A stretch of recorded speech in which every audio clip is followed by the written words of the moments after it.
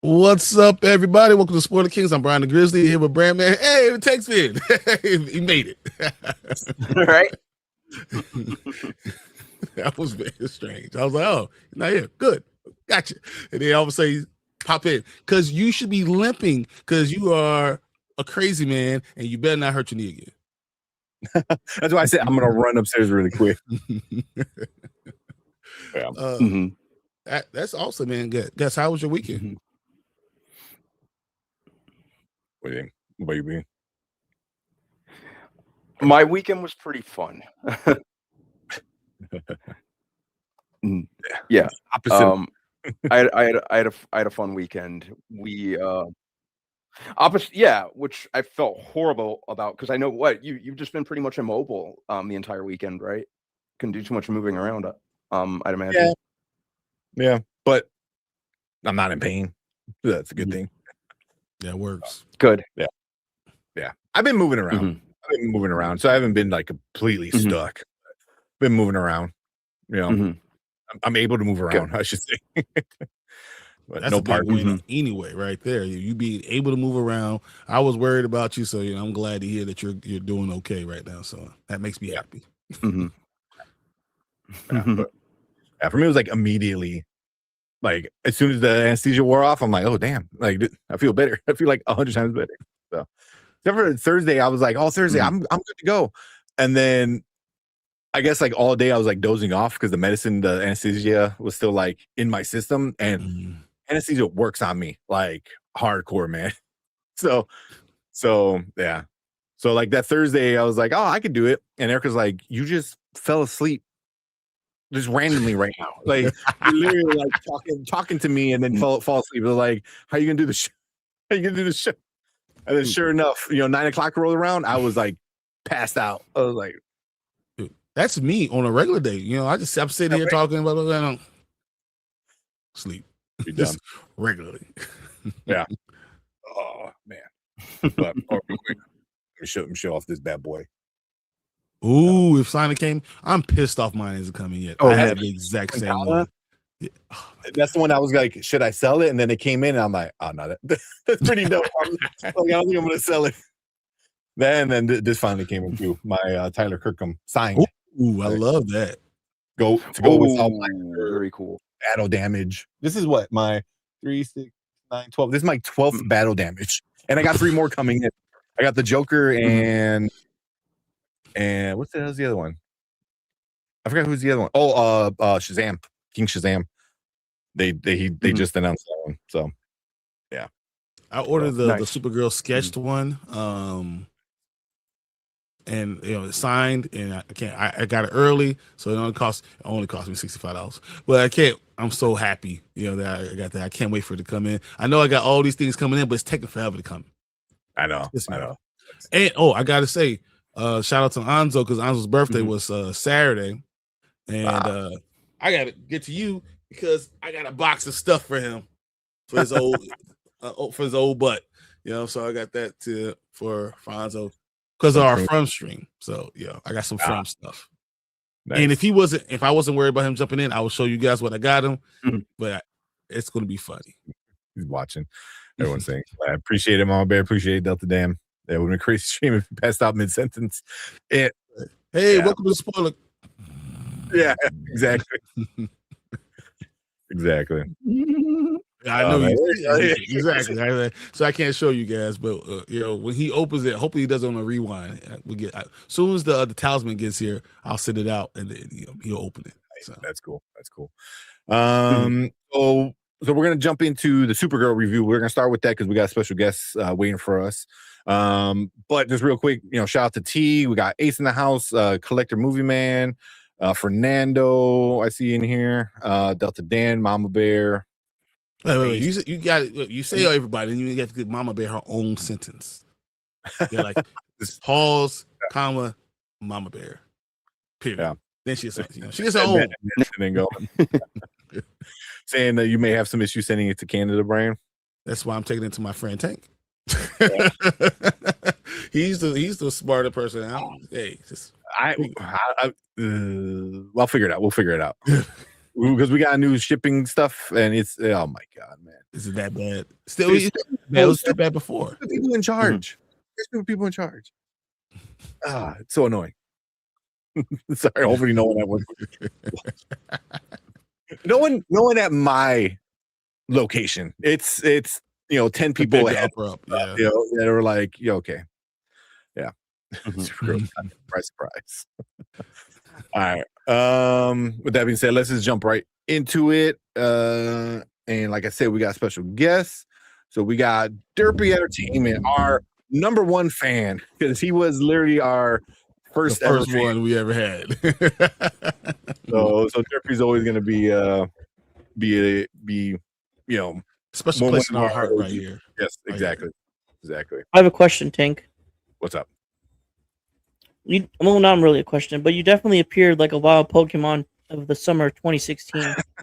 He did. Because he was not there. You saw it in the background. He was not there. And then all of a sudden, he was there. I was like, what happened? A wild Tank appeared. Play the music. What's up, Cole?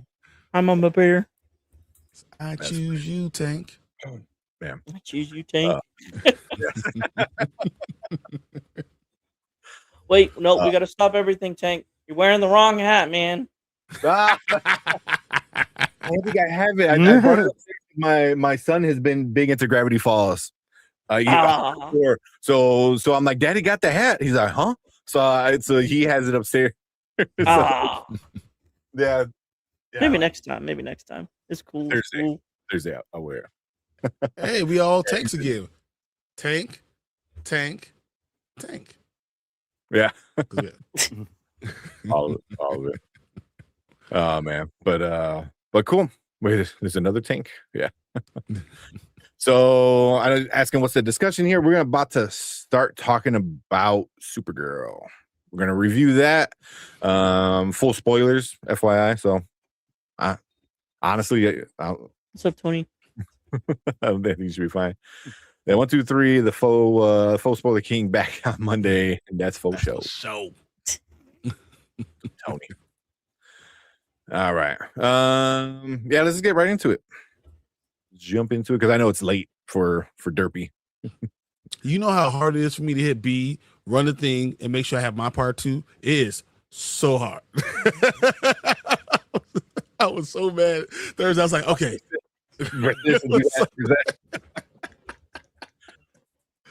Yeah. All right.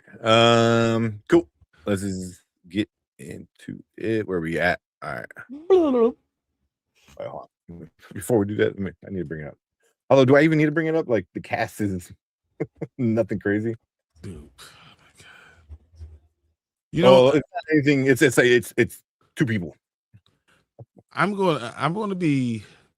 I feel like I'm gonna be a little bit too hard on it when I don't want to be hard on it because I really want it to be really good, and I don't. Yeah, when my thoughts on the movies will have to be discussed.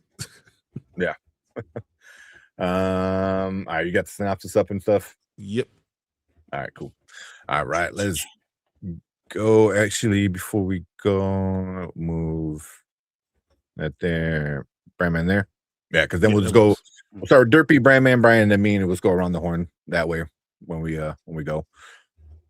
All right. All right, cool. Let's go.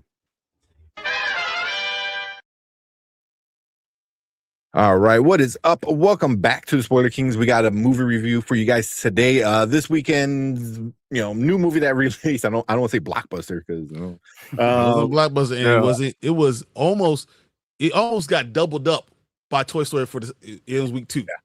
Yeah. Oh man, but yeah. So we're talking the newest installment of the DCU, Supergirl, starring Millie Alcock, Jason Momoa, Cornsweet's in there, Eva Ridley's in there. That's about all the big names for this one that you need to know. And crypto. That's all you get. And crypto. And crypto, of course, crypto. But yeah, so we're gonna get into our likes, our dislikes. We're gonna rate it at the end. We'll talk a little bit about the box office and some Rotten Tomatoes at the end of all of that. But before we do, get into it. Brian, you got a quick rundown of what this movie's about? Sure. I'll give you more of a plot than the director and the writer did. When an unexpected and ruthless adversary strikes too close to home, Supergirl reluctantly joins forces with an unlikely companion for an interstellar journey of vengeance and justice. Okay. Yeah, and then I almost forgot. So we got Derpy with us today, Derpy Entertainment. If you've been on the channel, he's been here before anybody. So 5 years to be Man, exact. the myth, the legend. Derpy. Yeah. Our number one fan, the guy that finally we were talking to somebody and not just ourselves. It was a fun days. It was just me you talking to Will. Just like, hey, we just say this. So Reviewing Derpy, Spider-Man. It was reviewing Spider-Man No Way Home. So was it? Man, you remember? Yeah. Nice. Nice. That's way back.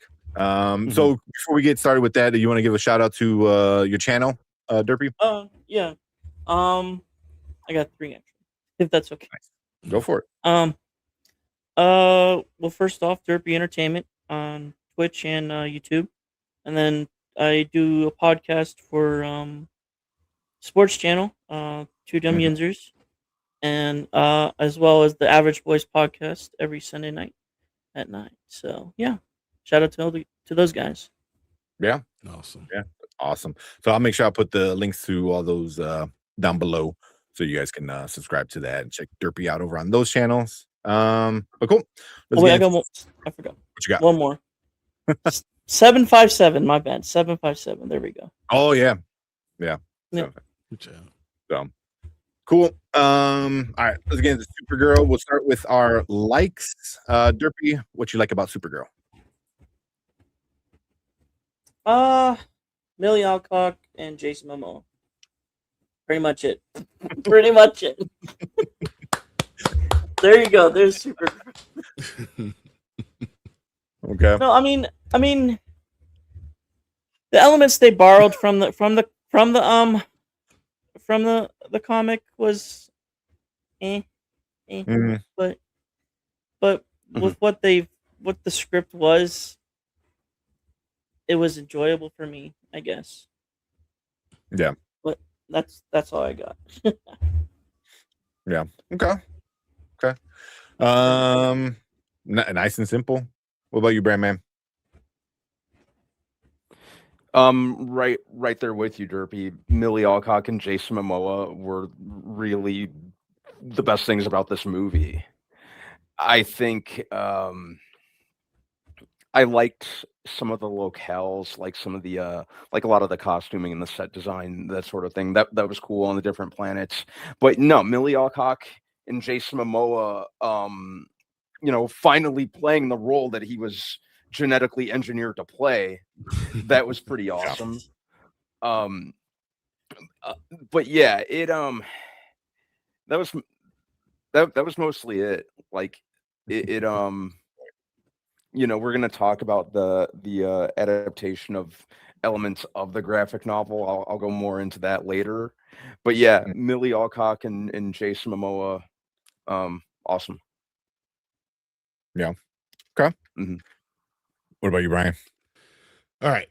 I thought Millie Alcock is perfect for Supergirl. I think when you give her great content, you give her great writing, she's going to be perfect. Along with David Cornsweet, I feel like they have the right Superman and the right Supergirl. It's just perfect. I think they did a great job. I like the look. I like everything about her, even the attitude. I understood. I think it just hit out of the park for the casting. I did like seeing Argo.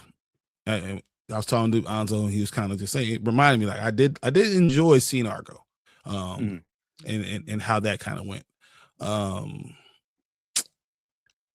Yeah, usually this is what I be saying, like the scenes, but everything I want to say good about it, I have a bad part to it. So like it's just like yes, I enjoyed they did this because this was in the comic book, but then they f this and this up. Like I liked how some of the fight scenes were pretty cool, except I couldn't see what the hell was going on because the director did a terrible job with shooting it. Like it's as much as I want to say good things, every time I say a good thing, there's like 4 bad ones, and it just became okay,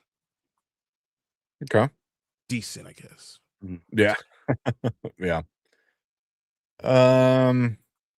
For me, I don't sound redundant, but definitely Millie Alcock is Supergirl. She was amazing. She was amazing as Supergirl. Yeah. And Jason Momoa, like Brandman said, the dude wanted to play Lobo probably since he was like a kid. You know what I mean? Like, like I feel like he like grew up. He's like, I'm Lobo. Like that's like his thing. And he was great. He was great as Lobo. I thought he looked good as Lobo. More of him, I think. Yeah, definitely. There is a rumor. There's a rumor about a movie being made. Yeah. Which, that's possibly rated R. So. But if he was going to be there, he should have been like, Mr. Terrific. You know how Mr. Terrific was part of the movie? Make him part of the movie instead of just being this bystander that kind of just feels like he didn't fit because they used the story that he's not in. But that shouldn't matter because you didn't use the fucking story. Yeah, exactly. That's why, like, I have an ending with him that would have been the perfect ending, and we'll get into that in a little bit. Just a little teaser. But I also like the Corn Sweat in the movie. 100%. Yeah. Yes. Like you said, like he really, I really like him as Superman. And I thought the costuming was good. For the most part, it seemed a little too just space punk rock kind of. Like it wasn't horrible, but it wasn't great. And it's so hard to not compare everything to the comic book because especially for me, I love the comic book, so it's hard to not compare it to the comic book and how colorful and vibrant that was. But I mean, that's really about it. Like I saw somebody brought it in that the actress who played Zor-El was excellent. They had the parents, of Supergirl's parents were good. Such a small piece of it. So it's super small. Yeah, I mean that's kind of what we're digging at now is for the goods. That was what's his face, right? That was David Krumholtz. That was 100%. Freaking well, to me he'll always be Bernard to me. Oh my God, I didn't even realize that. Yeah, that's crazy. Yeah. But yeah, the flashback scene with like that like piece of that basically sliver of what was left of Krypton. Argo. Argo. Yeah, my bad. I'm sorry, Argo. That was a cool, that was handled, I think, fine. And yeah, like David Corn Sweat as Superman, like I just like just kind of his portrayal, his line delivery, I think is great as Superman. So it was nice to see him too. Yeah. I would say the actor that played the villain acted his butt off with what was given to him. What was given. It's what was given. That's the problem with all of it. Like, right. Yeah. But you hated him. You hated him. You hated his guts. Yeah. But he wasn't. They didn't highlight him. They didn't make him a good villain. He was villainous. Yeah. But they didn't make him a good villain. Ronan. That makes sense. Well, Ronan kind of. No, but like it's more like Ronan's sister. That's more like that one, in the Marvels. Marvels, yeah.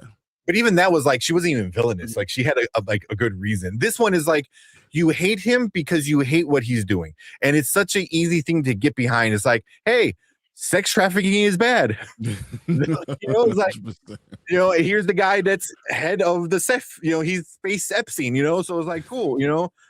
like you don't like him, so it's really easy not to like him, because But he wasn't a true super villain that you're thinking like when you have that, it Yeah. balances Right. out the movie so much better. And Yeah. it helps elevate the superhero. And they really did a disservice to Kara. Like I just thought that was a disservice because she could be even more powerful if you really challenged her. Yeah. Which again, why it strayed away from the comic book. The comic book, he's really not that big of a deal because he's not the main story. The story is Ruthie and Kara, is their quest of morality, and man, it's frustrating. All right, I hate the dog. I didn't hate the dog. I hated stuff they did with the dog, but I don't hate the dog. I hated where they placed it, and I know everyone's going to agree with me, but I just don't like the way they did it. I think they hurt themselves with the way they did Crypto.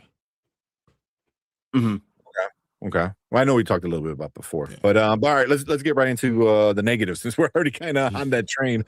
Derpy, what are some other issues you had with this movie? I mentioned it before on the show. Pacing. It felt fast. It felt rushed. Yeah. Music choices, I guess. Throughout the film, everyone would agree with that. 3 composers and no one knew what the freak they were doing. Right. How you? And then I would say, like I said, what was given for the villain. There really wasn't much given for him to, I guess, express more of that side of himself in a 1 hour and 48 film. So, but that's my negatives. Okay. What about you, Brandman? This is kind of piggybacking off of what Derpy said with the music, the needle drops. Just the over excessiveness of them aside. Craig Gillespie is a very capable director if you've seen his previous work. Yes. Cruella. So I, Tanya, Lars and the Real Girl. Come on, man. Real Girl. Was it Dumb Money? Dumb Money. Oh, I forgot about Dumb Money. Yeah. He made and I have a love-hate relationship with the remake of Fright Night, but like it was it was competently made. Like I didn't hate it. But Craig Gillespie was too focused on trying to be James Gunn 1,000%. When he should have been just focused on being Craig Gillespie. Yes. Did you guys see the article I sent you guys, right? Did you read it? No. You mean about the song replacement tank? Yeah. So I did see that. On what Brandman was saying, I'll let you finish in a sec. But the article was basically what was it? Rolling Stone, I believe. I think it was a Rolling Stone article, and they were interviewing Gillespie, and they talked about the Jimmy Eat World song and blah blah blah. And Gillespie literally is like, we were going back and forth. He goes, but that was all James Gunn. That was a James Gunn decision, And I was like, oh, yeah, So that was like letting him do his own thing. It's like also James Gunn is like, no, use this song. I was like, why use a song at all? Just play some badass like just play the Superman song with the guitar. Like do that. Like no, you're good. And just the villain, like we said, the villain was a non-presence, it felt like. But the actor who played him, Matthias, however you say his last name, he was he was the one who made it work, because he just through his performance and just how much of a sleaze bag he was, he made it work. Mostly because you just want to jump through the screen at him like he was a bastard. But and the other thing is, it didn't have any wow factor to me. I would agree. Yeah, I wasn't wowed by any of like really the action sequences. Nothing stood out there. it just kind of felt like it wasn't anything that hadn't been seen before done better. And it was just too tonally inconsistent. Oh my God. They should have Yeah. didn't know if it wanted to be serious. It didn't know if it wanted to be, like quirky, Goofy like Guardians or of the funny Galaxy. or- It didn't have its own identity. Mhm. Which was frustrating. Had they leaned more into the graphic novel, it could have been much better, and it could have been a good contrast and companion piece to Superman, especially with them coming out only a year apart. So it was a frustrating movie because it didn't feel as special as it could have. Bro, you're hitting the nail on the head right there. Yeah. Okay. What about you, Brian? What you How got? long do we got? He opens up his like scroll. Exactly. So first off, don't you love when movies have you have source material and you actually create a plot? This one didn't. There was no effing real plot. Like they try to form a plot and then they forgot about it. And it's because they're too busy trying to check. Hey, this was they did this thing, they did this and it, instead of trying to understanding what the whole point of the entire story was. And I feel like they lost themselves. It was so inconsistent, and part of it was almost incoherent of why we went here. Why are we doing these things? It just didn't make sense. They didn't develop the character well. They didn't develop the villain well. I hated Ruthie the entire time. Like all of it was just done poorly. I don't think it's because of the actors at any way, shape, or form. I'm blaming the writer and director 100%. I like Gillespie, but the writer who's also supposed to be the writer for Wonder Woman now, and Teen Titans. Yeah, and Teen Titans. She's writing a bunch of DC stuff, and it was terrible. I mean, just hot garbage. And I don't understand how a movie that has everything you need there for you is written that poorly. And it's almost like you really didn't know what you're supposed to be doing. And don't get composing the music made no sense in any of these places. It felt like, once again, like Brandman said, the director was trying to be James Gunn instead of just being himself, and kind of got lost. And I think that this is one of those things where I say James Gunn needs to be the head of a studio and not butt in with stuff, because then you get a James Gunn like type of movie where it really didn't need to be. And I think once again, that feeling missed the entire mark on what Women Tomorrow is supposed to be. You missed the whole point. And it's just so many things that when I look at it, I feel like they didn't really want to really make this movie. And there's just too many problems. I thought the fight scenes were too flat, right? So you didn't shoot it in a way to elevate the fight scenes. The fight scenes themselves were good, right? But it was so hard to distinguish what was going on because they didn't do it well. It wasn't shot well. It just CGI was a little problematic, but that's just going to be anything you're going to do. I mean, in this time and age, because we're so crisp on some things and some things are harder with motion. That's just it. They tonally, like it went, as Brandon said, serious to silly to try to be funny to missing the entire point, and then the end made no sense, none at all. And I know Tank has a reason why he doesn't like it.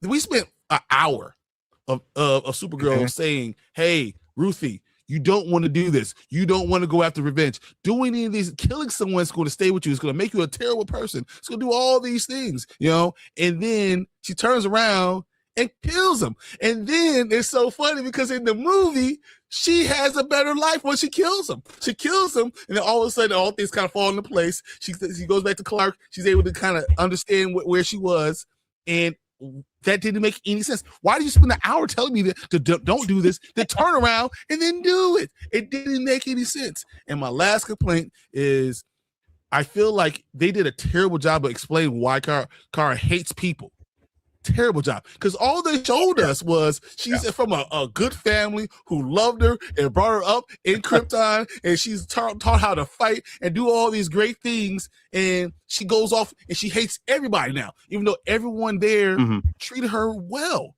and taught her everything they could, and they poured all the way into her. Yet now all of a sudden she hates all people. It made no sense to me. Like, why? You could have done something to give us a little bit of a hint of why she's going to feel this way. It just, I'm going into this more because I thought it could have been good, and they missed. If you could do a couple of tweaks here and there, and understand the tone, and make the music actually bring the movie together, you could have really made this a good story. And they almost intentionally made it not so good. Yeah. I mean, the song, the needle drops, it was excessive. It was, yeah. I mean, it is too much, but also it's just like, what are we doing? Like, at the very least, use the original. Like, I feel like at least right. That was the next point I was about to point out. Thing wise, it would have been better than like a super slow song. Like you're like, so we're using a slow song and we're gonna use slow mo. That's legit what I feel like they did. So that's exactly what they did. Yeah. And like, I just good. Yeah, and I'm like, who told somebody that was a good cover of that song at the end? Like, who? And like I said, the music choices, the needle drops. The only time that a movie frustrated me that much with all the music was Suicide Squad. The 2016 version. Friggin' iTunes shuffle the movie. Yeah. But yeah, it's like but yeah, it's just like, yeah, it's such a lazy choice. Yeah. I think. Yeah. And then because part of me is like, some people are like, well, like, especially leading up to is like, hey, this is not a James Gunn movie. It's not a James Gunn movie. And then now reading these articles where they're interviewing the director, and he's like, "Oh, that was a Gunn choice. Like we were debating on what song to use, and he said to use that. So it was like, so he's butting in." And Brian brought it up. It was like he should lead a studio and not tinker with movies unless the tinker is how it's going to play in the bigger universe. A tinker shouldn't be a creative choice. You know what I mean? It kind of reminds me of like Edgar Wright and Kevin Feige with the first Ant-Man. Like Kevin he was like, all this needs to happen and we need to do this, but Edgar Wright, being such a creative, artsy kind of person, got pissed and like took off. He's like, oh, I want to tell this story, but Kevin Feige is like, well, we need this to be told. And that's kind of like where James Gunn needs to be at, is like you need to do these things and not like, oh, I like this, do this. That's not what a studio head should be doing. So as much as we all been, me especially, been saying like, well, this is not a James Gunn movie, but then you do shit like that and you make it a James Gunn movie. So it kind of sucks when it comes to stuff like that. But yeah, I mean, I didn't mind the pacing as much, as a lot of people do. It just felt like it still felt a little rushed, and like Brian said, they were just going like, all right, well, now we need to go to this planet. Now we need to go to this planet. Now we need to go to this planet, because that's what they do in the comics, but you don't explain it, and I know Anzo, where do you put it? The Green Sun, but that's straight out of the comic book. No, it's not. I thought it was. The Green Sun is from the comic books. The Yellow Sun is not. No. The Green Sun is straight out of the comic book. Yeah, the Green Sun is. The only reason she survives is because like her will is just so much stronger, and then it's also like a prison for her cousin, for Superman. The only reason she survives it is because Ruthie is helping her, drink water or whatever. But then once the green sun, sets, she kind of feels better, and then she dips off the planet, Can I ask a question, guys? Yeah. When the villain has the kryptonite darts, there's 2 Kryptonians in the entire universe. He happens to have 2 kryptonite. How does he know? Yeah. How does he fucking know? Yeah. They just did a terrible job explaining it. Yep. Yeah. But you could have done things to explain it better. Like Lobo should have known. He goes, "Oh, you're a Kryptonian. You guys are paying the ass." Easy. One line, and you were like, okay, now the universe knows about Kryptonians. Mm-hmm. Granted, there's only a few of them. So that's maybe why they're a pain in the ass and this and that. Mm-hmm. But like, you explain. You know better than I do. I got asked the Crypto question. Mm. If Crypto's a Kryptonian too, like, why did the other darts hurt him? I didn't understand that.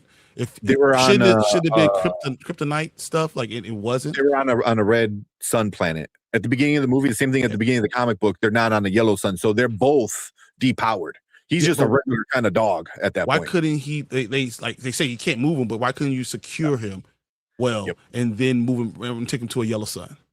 Yep, that's what happens in the comic book. Like, he gets shot, and in the comic book, Crypto isn't the reason. Crypto isn't the reason why Supergirl does the things she does. He's the excuse to help Ruthie through this journey. Because by the end of the comic book, you're like, oh shit, she needs to save Crypto, and she's like, oh no, he's good. I put him in front of a sun and he's fine. It was like, yeah, that makes sense. Like, take his ass to the yellow sun and call it a day. Like, why is this? If you move him, he might die. Like, what? Fucking what? Like, strap him down in. Put him on a gyroscope. Fucking gyroscope. You guys fly ships. You don't have gyroscopes? Like, get the fuck out of here. Like, that's so stupid. Mm-hmm. But that's what they should have done. Instead of him being the reason Supergirl was doing the things she was doing, he should have been the excuse for her to guide Ruthie in doing what the movie was partially doing. Was, you don't want revenge. Revenge is going to ruin your soul. It's going to blacken your heart. It's bad. It's bad. It's bad. And then the fucking ending. You're gonna kill somebody. The ending was that was my biggest dislike. That almost ruined the entire movie for me, just because I really, really don't like that. One thing is like accidentally doing it. One thing is like, oh shit, blah blah blah. Like, that was cold-blooded murder.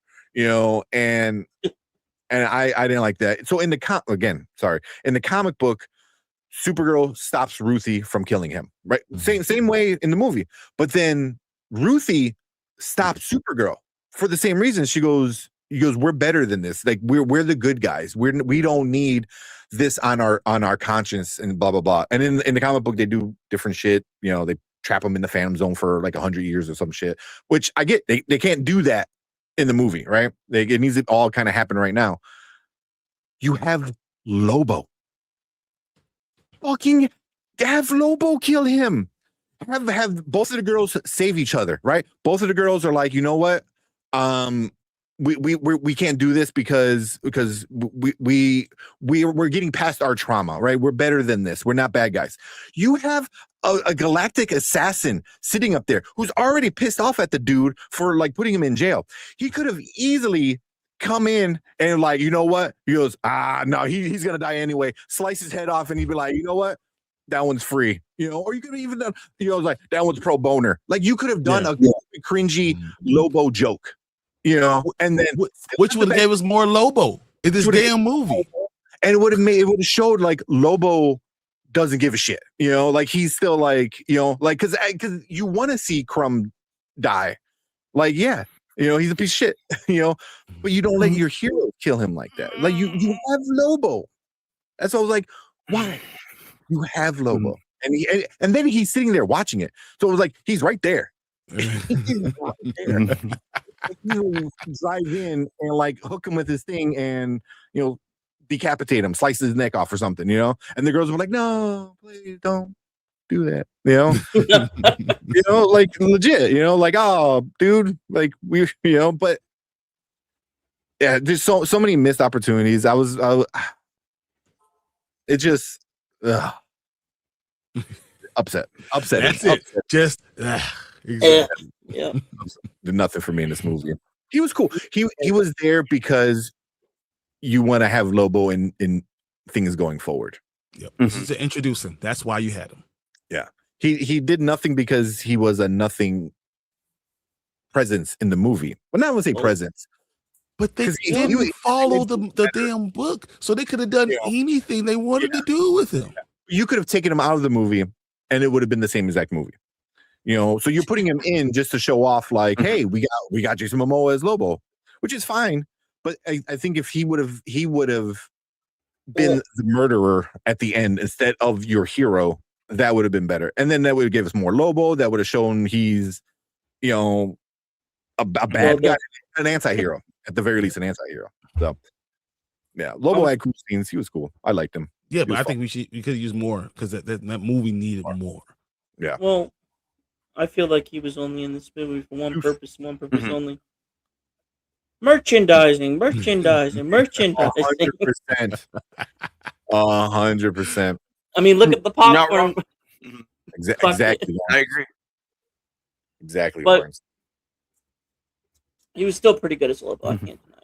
Yeah. You cannot deny that he was. Yeah, he was Lobo really well. Yeah. I see Mama Bears. I don't know if I'm that upset about it because it's the ending. Because back on that, like, how's it going to go forward? How's she going to be like, I kind of killed the dude, to Superman?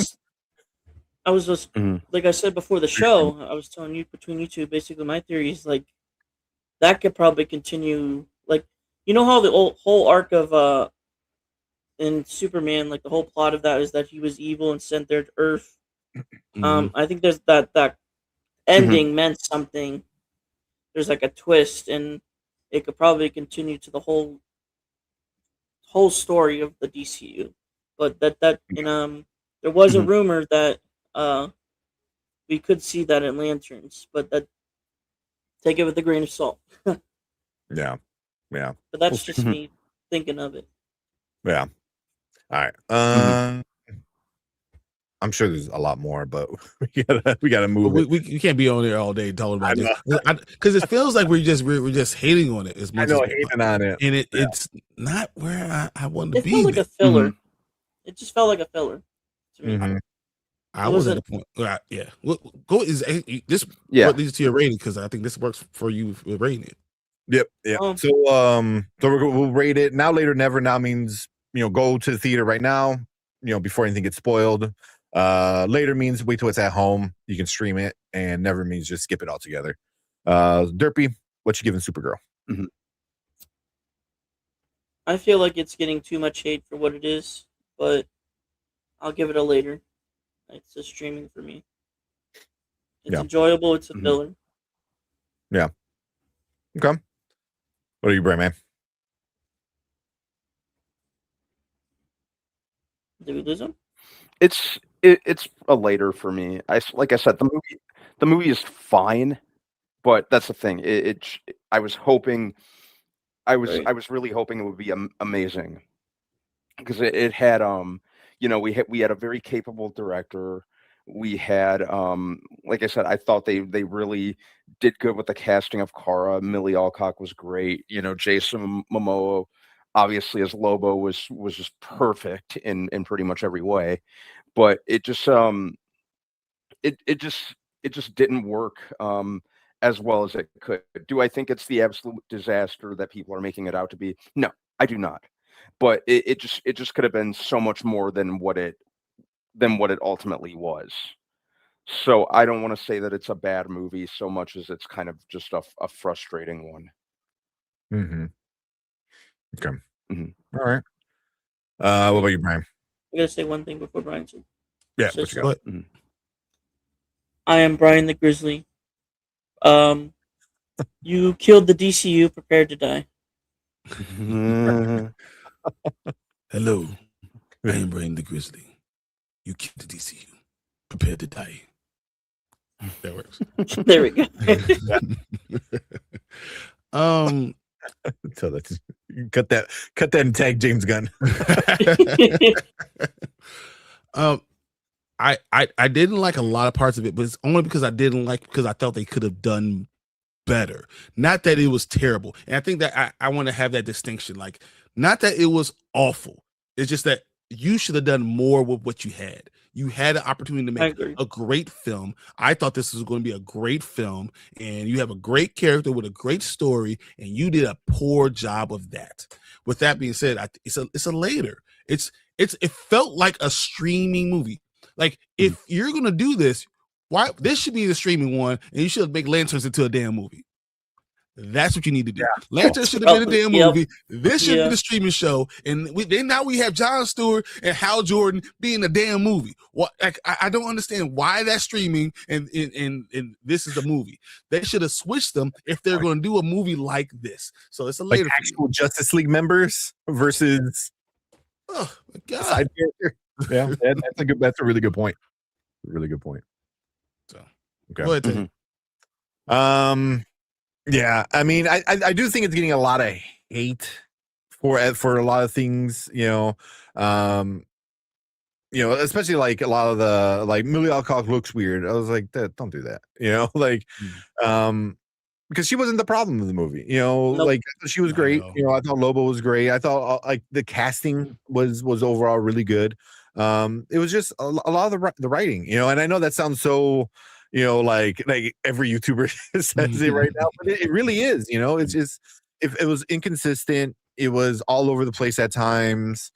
Yeah, just a lot of little things. And then for me, it was the big thing at the ending. Yeah, was pretty bad, but overall, I would still give it a later. I think you could watch it at home and probably have a better time with it than at the theater. You can walk away when shitty music plays. You're like, okay, this is gonna happen for 2 minutes. Let me not listen to this crap. Fold your clothes and be very happy. Yeah, exactly. Do laundry and watch it. Yeah. But it is. It's just a later movie for me. I think on Letterboxd, I think I gave it a 3 on Letterboxd. 3 out of 5. 2.5. 2.5. Yeah. I was a 2.5. I was like, because you know what, you could have done better. I think that's the biggest crime here, guys. They had all the elements to make this into a great movie, and they just did not do it. Yeah. I felt this as soon as I got out of that theater. Yeah. Yeah. Like meh. Exactly. Yeah. It kind of walked out. I'm like, okay. When's the Odyssey coming out? Exactly. I was like, Spider-Man.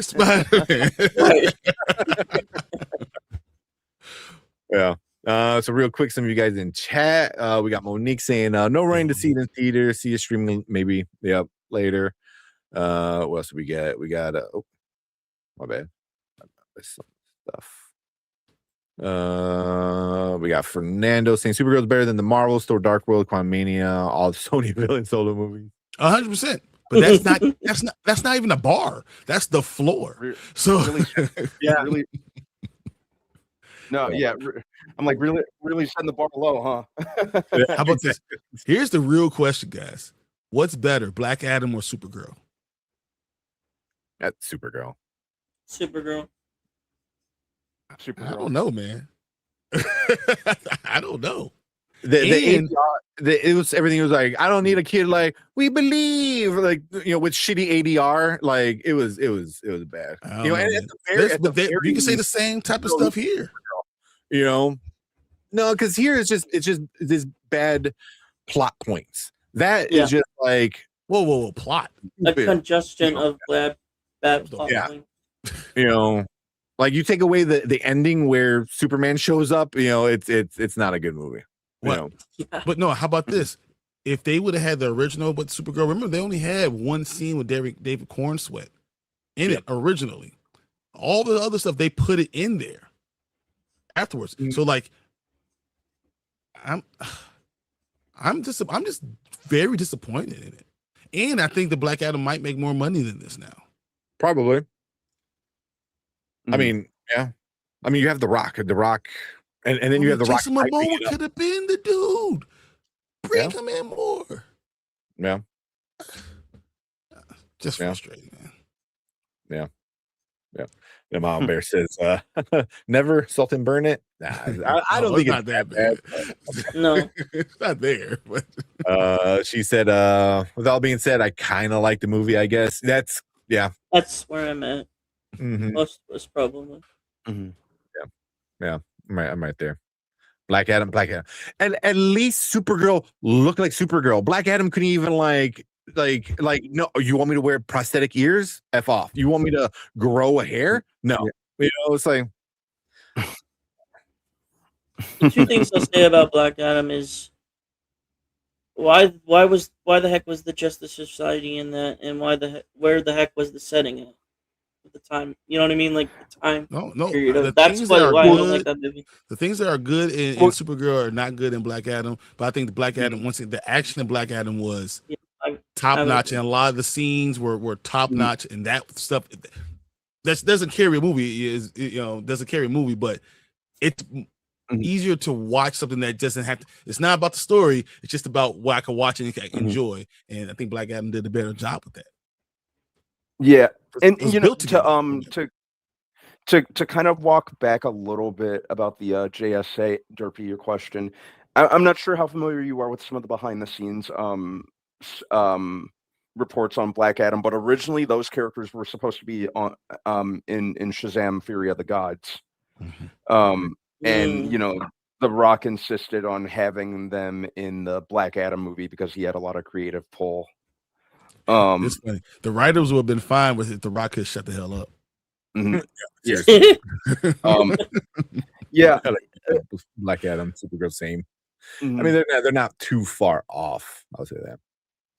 At least it kind there was like something resembling stakes in the Supergirl movie. You know, the Rock with Black Adam, it was like nothing was hard for him. He won every fight that he was in, even when he was depowered and like all skinny. Yeah, that looks stupid. That was stupid.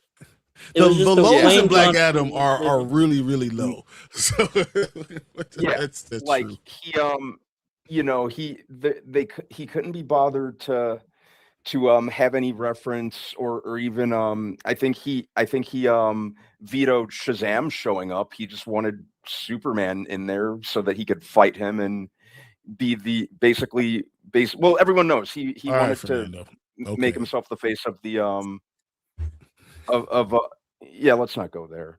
Now you're just at a point right now. I think you just mad that Supergirl's not going to make any money. Yeah, so now just feel like you hate me. I'm gonna call you Anzo for a little bit. That was such a fake laugh.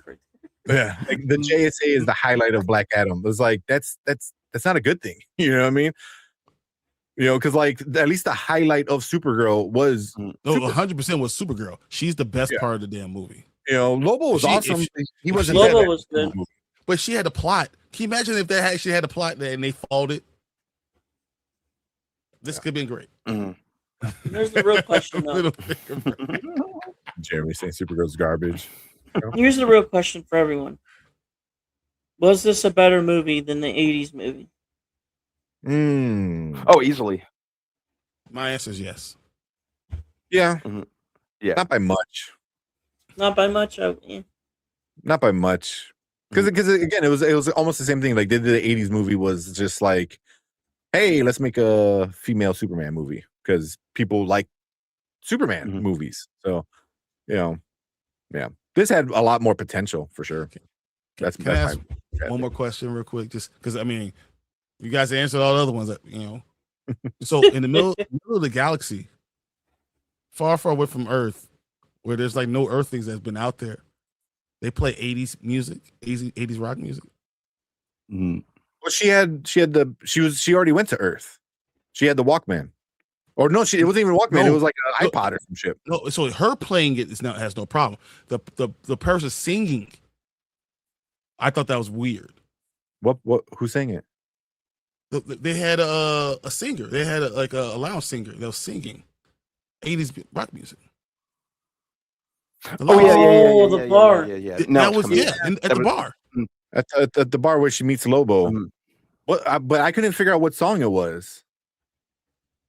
I can't remember what the song, but I remember it was an 80s. But I remember it was an 80s rock music. I just thought that was very weird. It makes perfect sense when she's plugging her Walkman in.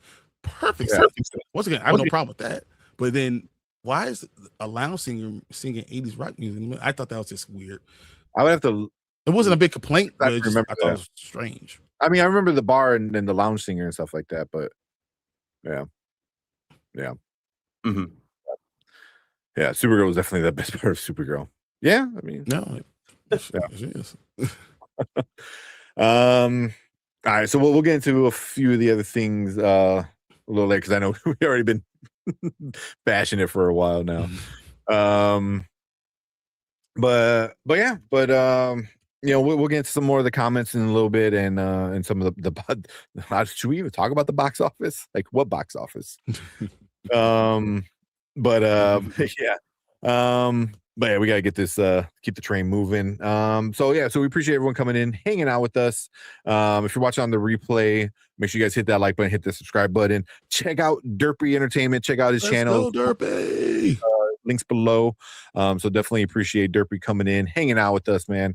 I know we're gonna have you on for a few more reviews throughout the year.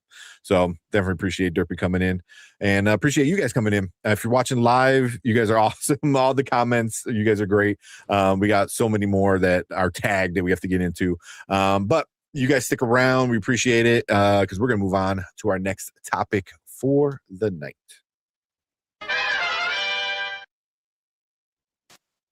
All right. It made $37.1 million. It's bad. $2.8 million the second week. Yeah, it didn't make any sense. It didn't. I didn't understand why the lounge singer was fucking like, what? Why are you singing 80s? That didn't make any sense to me. I thought that was just weird. Yeah, I would have to. I would say I have to watch it again. I mean, I'll probably watch it again at home, stream it. But yeah. It would have been funny if they played like a Star Wars Cantina song or like a kind of song, like she's like doing acapella for that or something like that. That would be cool. Yeah. There was like some of the music choices were just kind of like I said, just really out there for me. I remember this was totally random. They do this one.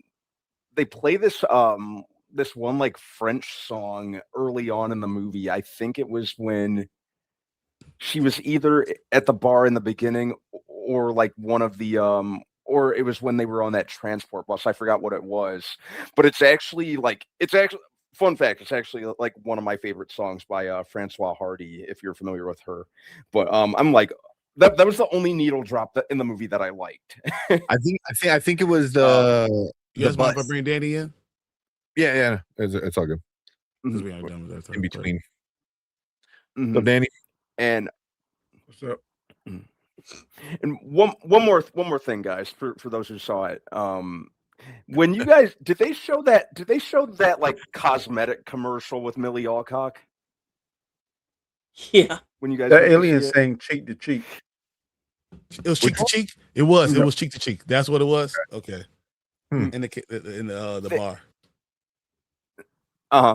Okay. That was the one. But yeah, they that frigging it was like a cosmetic commercial with Millie Alcock as Supergirl. Guess what fucking song they played during it? I know what it is. Sing a Blondie song. No. It was it made me so angry. It was fucking Bad Reputation by Joan Jett. It made me see red. I hate that song so much. It made me want to throw something at the screen. You don't even understand. I hate that song with a fiery passion. Can I ask you guys a question real quick while we still on this before we move on? Mm-hmm. Is Supergirl going to outdo Mando and Grogu?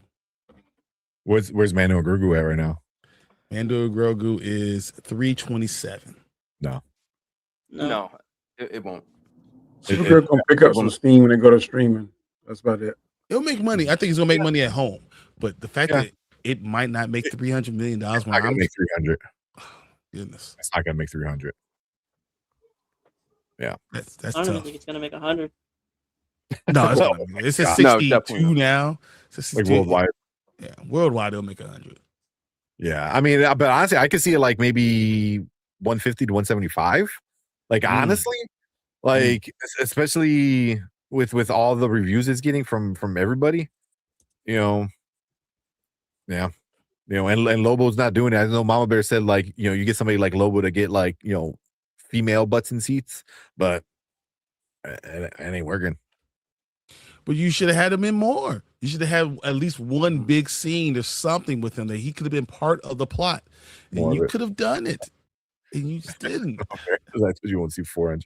But if it was good, if it not even like great, if it was just a good movie. Right now, it's like average at best. At best, if they could have stuck to half of what the comic book was, half of the comic book. But they didn't even do that. Ooh, Supergirl won't make over 215. Yeah, I mean, you're probably right.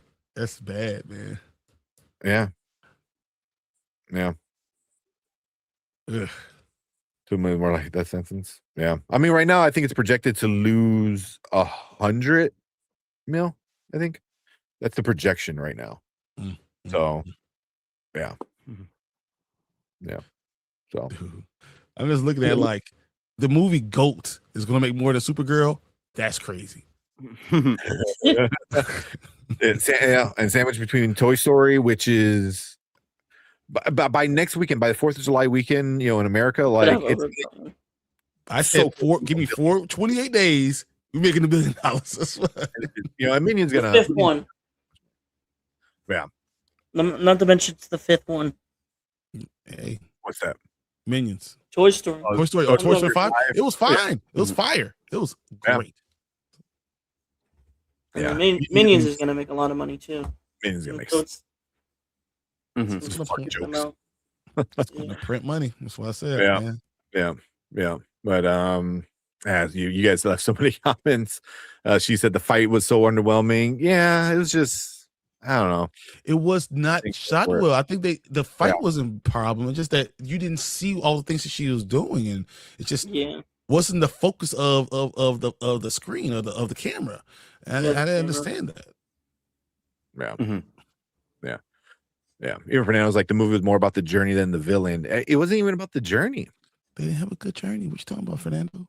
I didn't even have a good journey. The comic book is about the journey than the villain, because but the journey doesn't matter when you're like, don't do this, this is bad, and then at the end you do it. So it's like, that's not how you like end a journey. The lies you tell, you learn a lesson. The lies you tell. Yeah.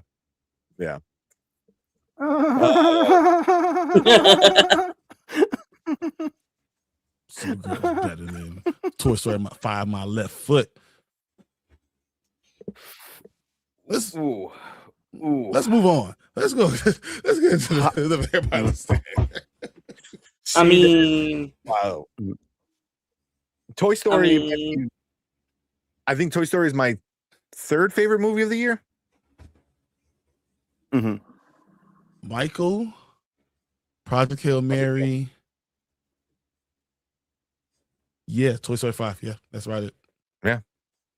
I mean, they kind of made Woody and Buzz Lightyear look stupid again. But hey, it's better than Supergirl.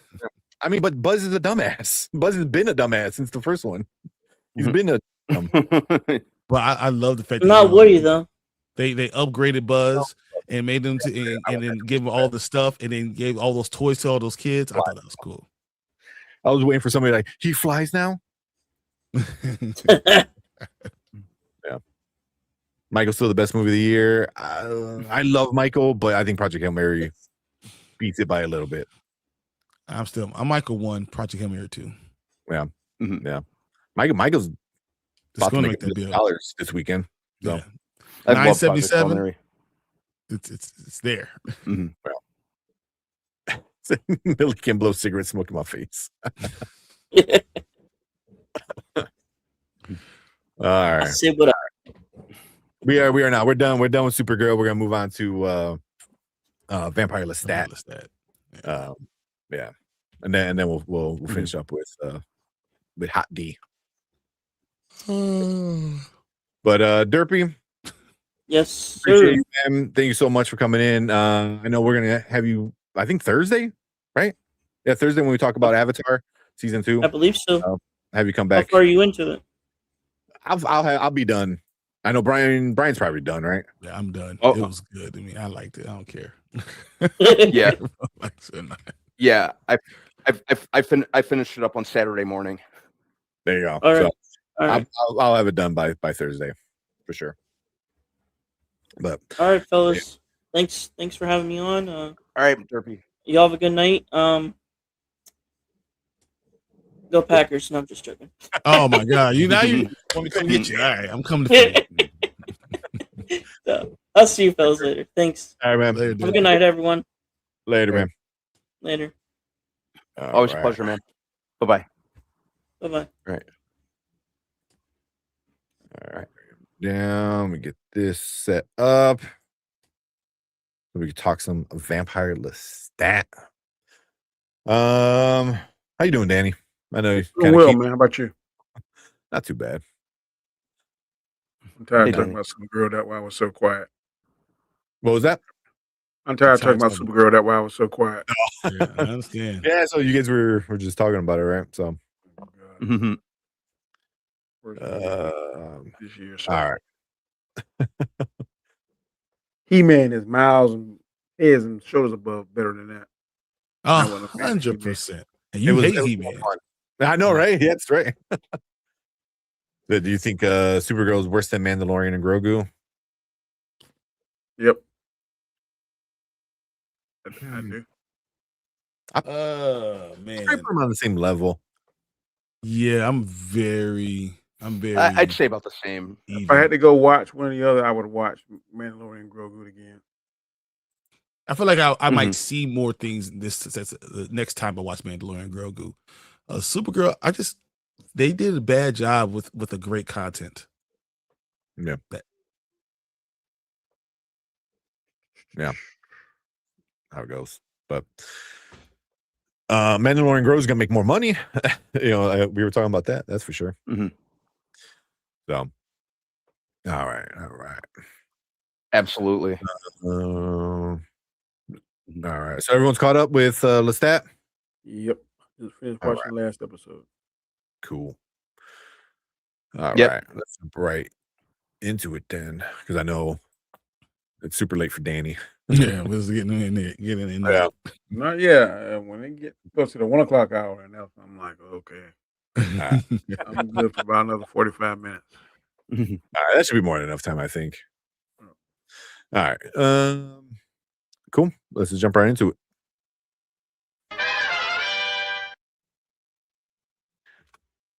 All right, what is up? Welcome back, Spoiler Kings. We have our next episode of The Vampire Lestat. It was episode 4, Yep. The Devil's Road. The Devil's Road. Mm-hmm. So, yeah, man, there's a bunch of stuff that happens in this one. But yeah, so we're going to get into all of our, likes and any issues we might have had with it. So if you haven't watched it, hit pause, go check out the episode, come back and join the conversation because we're going to get into full spoilers and everything for this episode. But we'll start off with Danny. What you think about the episode 4? This show is fantastic. A deep dive into the stat psyche is a roller coaster. You got so many mommy issues, so many like Past confident lover issues. all kind of crazy stuff. Is like a smorgasbord, and his maker looks totally creepy. I'm kind of get him. I told Brian earlier I watched episode 3 and 4. that last song he tapped into his inner Prince, man. 'Cause that sounded like something Prince would be singing. I was like, that sounds pretty good. The rest of the music, I can take it or leave it. But I actually went Mhm. back and put the subtitles on to see what is he singing because the melody sounds good. So Mhm. I was definitely pleased with that. Louis, man, to me, the way they portray it, it looked like Louis got even more powers than Lestat. Now, I mean, he just wrecking shop. But this is definitely um, different to hear Lestat's narrating the story and telling his perspective versus Louis. Mhm. That's the biggest thing that I see Mhm. is a very different opinion and a very different. And at first, I didn't like it. Now I'm starting to. It's growing on me more now to see how Lestat sees things and to see the deep dive back into what made him Lestat. Like, and I'm really curious about Armand and oh boy, like Danny. he's mad because he ain't like he ain't got Mm, no powers. He's Danny. mad and he's steady just doing crazy stuff, and then this great conversion. So If these it, last it 4 or felt 5 weird. episodes, It was like a father or absent father and a son. It kind of yeah. felt weird. Mhm. Mhm. And when he went off on him at the pool or whatever, Oh, at the bowling alley. Bowling alley. yeah, Yeah, That the was bowling alley, awesome. that was awesome. man. So Yeah. yeah, this is crazy. So very good, very interesting. Okay. Okay. Monique said, Armand's a deadbeat dad. That's what it felt like. Yeah. Yeah, Yeah. you Yeah. did, and you weren't even around. You didn't even tell me nothing. You just turned me and left. It was just Mhm. But Uh, correct me if I'm wrong. Was he saying that he loved Daniel at the end? Because they start looking at each other kind of crazy. Like I is he don't trying know. to play that mind game? did feel that way. Uh-huh. Mhm. So it's so much being pulled and tugged. Mm-hmm. To me, Lestat looks weaker than what I thought he was. He look like Louis is a strong one now. So I don't know what they're gonna do with this. This is crazy. Yeah. And then the Yeah. reincarnation version of old girl Claudia, that's crazy to me. So Mm. right now they got about 4 or 5 stories intertwined. I don't know which storyline I like better. Yeah. Yeah. Especially when they start, I don't want to get too ahead of myself, but with the Claudia thing, when that starts interconnecting Mm, with Lestat, mhm. Yeah. and I got so many theories on what might happen, with that. Mhm. 'Cause what if I know, sorry, a little out of order, but what if he sees Claudia, right? And it's the Mhm. same actress, but then when Lestat sees her, She doesn't look anything like her. it's different. He's like, that doesn't look like Claudia, But Mhm. Louis, he wants her so bad You that he thinking Louis may like be imprinting how Claudia looks on this girl? Yeah. possibly, Could be. Yeah. That yeah, I never thought about that. So very where interesting. yeah, where Louis gets to see her, or not Louis, Lestat sees her and is like, that don't look anything like her, or the other way is like, it does kind of what she's doing to Louis, where she looks so much like Claudia that it starts messing with him, It starts messing with Lestat. So you can go either way, I think, with something like that. But Yeah. Mhm. all right. What about you, Brad, man? What you think about this episode? I loved it. I say this in the best way possible. Um, I love how messy this season is because Lestat is a mess of a character. I liked I'm liking what they're doing, and I think him being rooted in modern day just suits him as a character. And I liked where I think some of the flashback stuff was handled pretty well. The scene where where he's considering just giving up music at the end seemed very in character for him after the assassination attempt. Assassination attempt. Mhm. Yeah. Mhm. Um that would be assassin. That's like every Reddit moderator, by the way. Um you know, what else? I like what they're doing with Louis. Like I really enjoyed his scenes, actually just how they've developed him as a character. And I like how they're also kind of I know we touched on this a couple weeks ago, how Daniel's kind of experiencing the downside of vampirism, the downsides of vampirism, because the first season or the first episode, I believe, he flat out said he really liked being a vampire, but it's not the dream that it was probably sold to him as by Armand, kind of which is reflective in him just chewing Armand out, which is one of my favorite moments of this episode, by the way. But yeah, I love this. I'm loving this season. Just I love the chaotic tone of it. Let me ask you this: Mhm. Is somebody blocking Armand power? Because I thought he was more powerful than what he is. And now he said he couldn't even talk to him anymore, couldn't even read his thoughts. So it looked like Armand is losing whatever power he had. Is that another vampire possibly blocking that, or was I don't fully understand what's going on with that. I don't know. What do you guys think? That's a good No, question. emotionally, I think Armand is the problem with him is he's emotionally damaged right now, and he's going through. He's like he's going through the 12 step program right now, like of going out and trying to tell everyone I'm going on my apology tour. I'm telling her all these, telling sorry for doing this to you. I did wrong by you, and he's emotionally he's needs someone to steady him. And I think he's not strong enough in himself. And we saw that when he, with the coven that he was running, how it was really on his last legs. I'm not sure he ever recovered from that truly. Yeah. And then the whole thing with Louis and then the whole thing with Lestat and all the stuff that he's done and he's been used. I think he's just emotionally tapped out. Yeah. So how would that affect his powers? Because didn't he have, I thought he taught Louis how to do the fire thing. Because now Louis seems like he's Superman. Like he seems even more powerful than Lestat and all of them now. Mm-hmm. I think Lestat hasn't really tapped into how powerful he really is right now. Yeah. I mean, like we saw that in the last season, how powerful he was. He could control all those people. Mm-hmm. He seems to be the only one that can fly. I think we saw him and Armand flying, but now that the same power ain't passed on to the I can't think of his name. Daniel. The reporter. Yeah, Daniel. Yeah. He's really getting on my nerves where he's handling the stat with all these questions, man. What is it? Is that the only thing that drives him? Yes, it is. The question is burning is driving him. Yeah.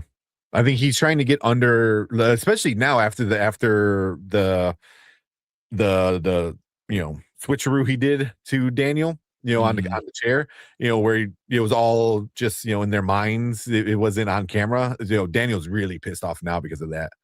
But I wonder if like Armand really has a lot of power, because wasn't that the whole thing where when he's ripping him at the bowling alley, he tells him, he's like, oh, your blood sucks, and now I have no powers because your blood sucks, so I was like, so does Armand just like not have good there was two powers he had the firepower, because I thought he taught that to Louis.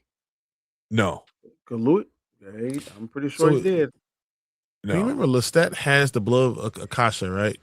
He has that, right? And then Louis was turned by Lestat. Like, so I think thinking he's dealing with two very powerful vampires. Yeah. And not to mention, he could fly.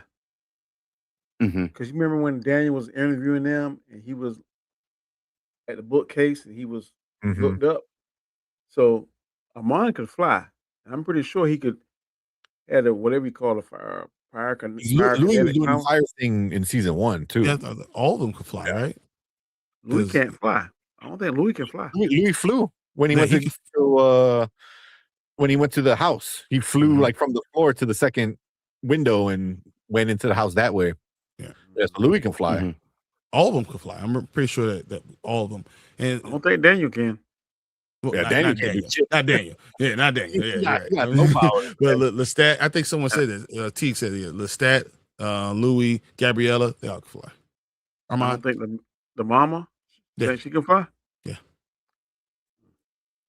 I get a little tired of her too. It's an age thing too. maybe Mhm. you have to be old enough to learn things. That's possible. Wow.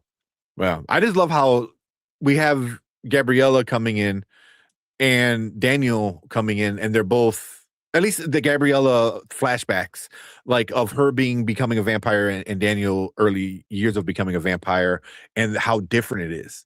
Where Mhm. Daniel's like, I can't do shit. I hate this. I thought it was cool. Where Gabriella was like, I'm a god. Like, let's burn this bitch down. Like she literally like became so like, I love this. Like she just like she goes, this is the greatest thing ever. And 200 years later, she's still like It the same gave her thing. the power that she was craving for. So she was always looking for it in that life. She was looking for us power, Mhm. and it finally gave it to her.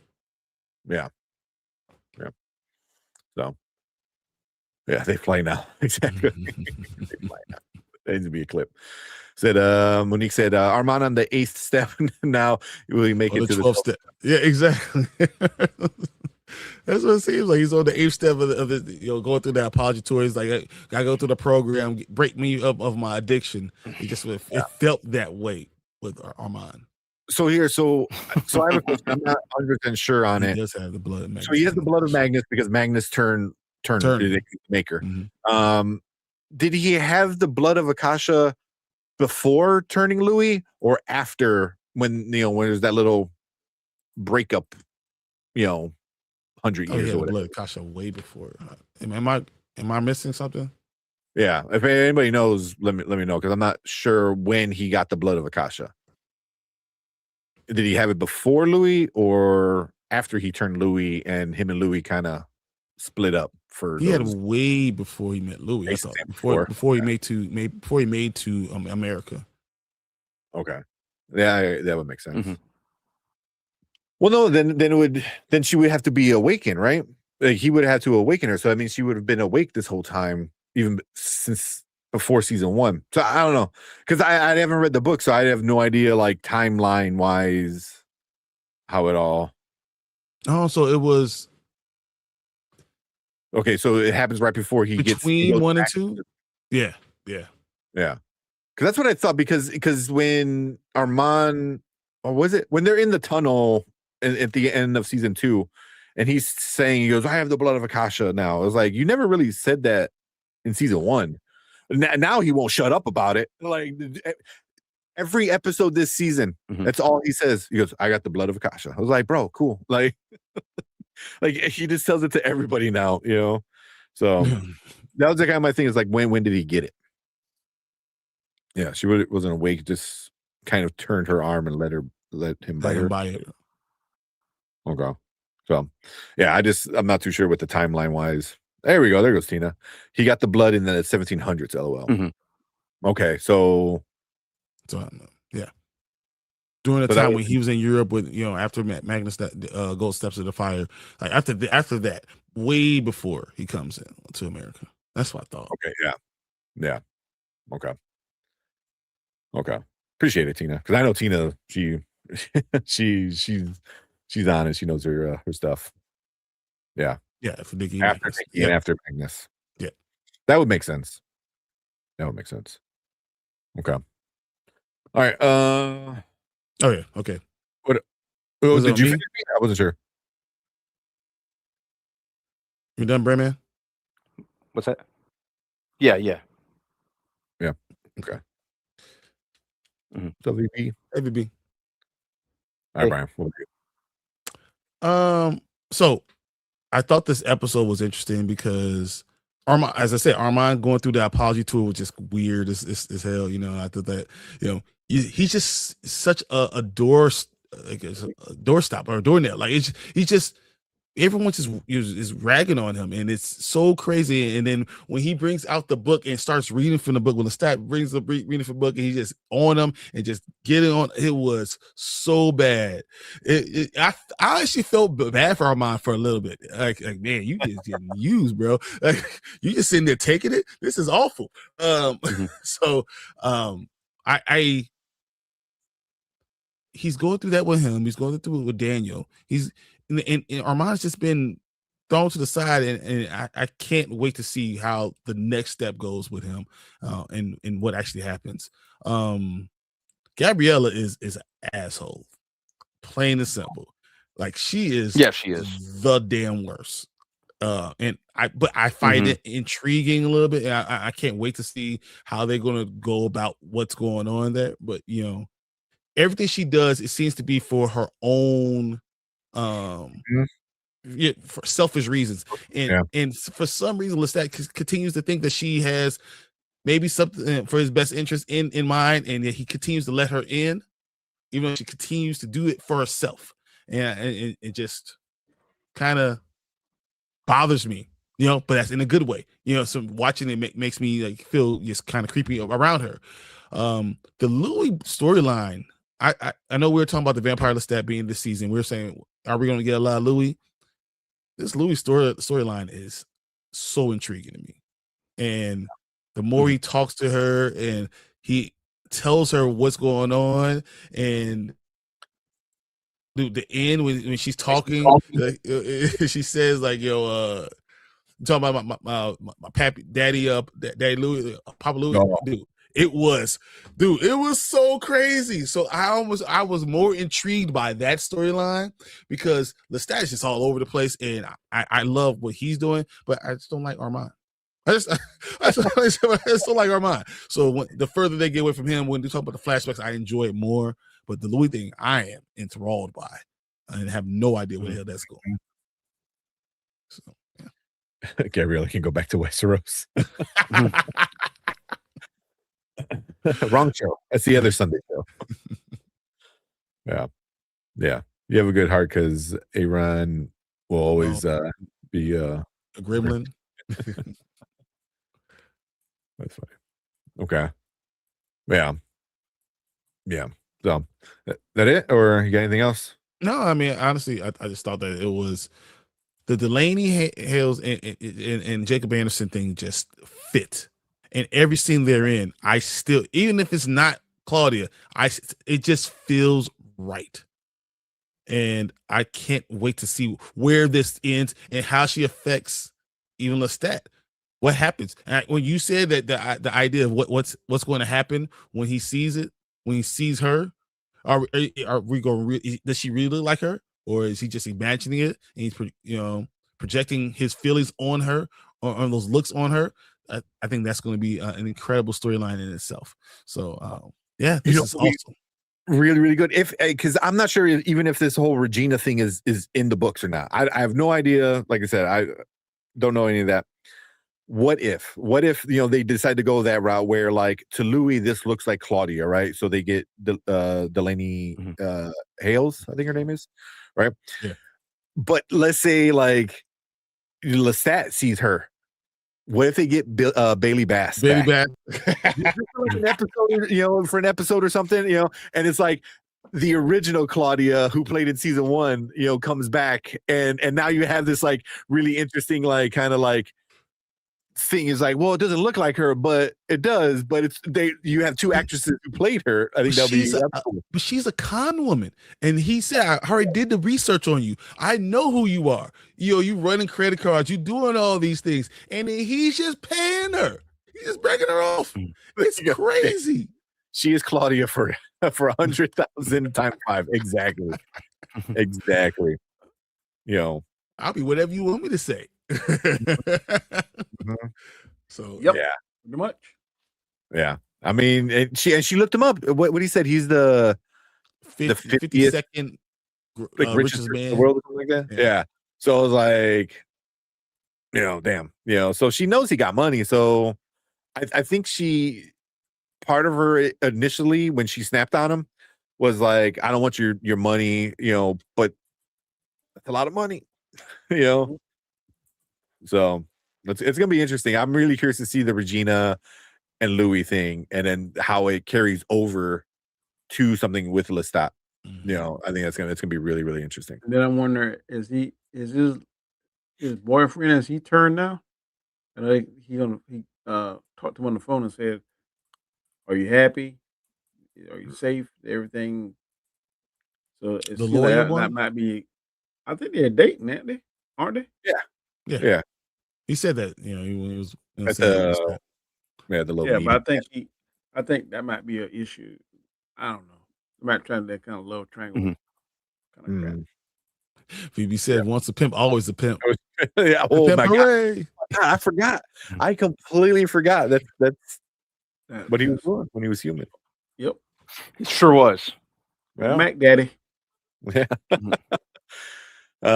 Maybe said, "Get your back, Regina. I have done a lot."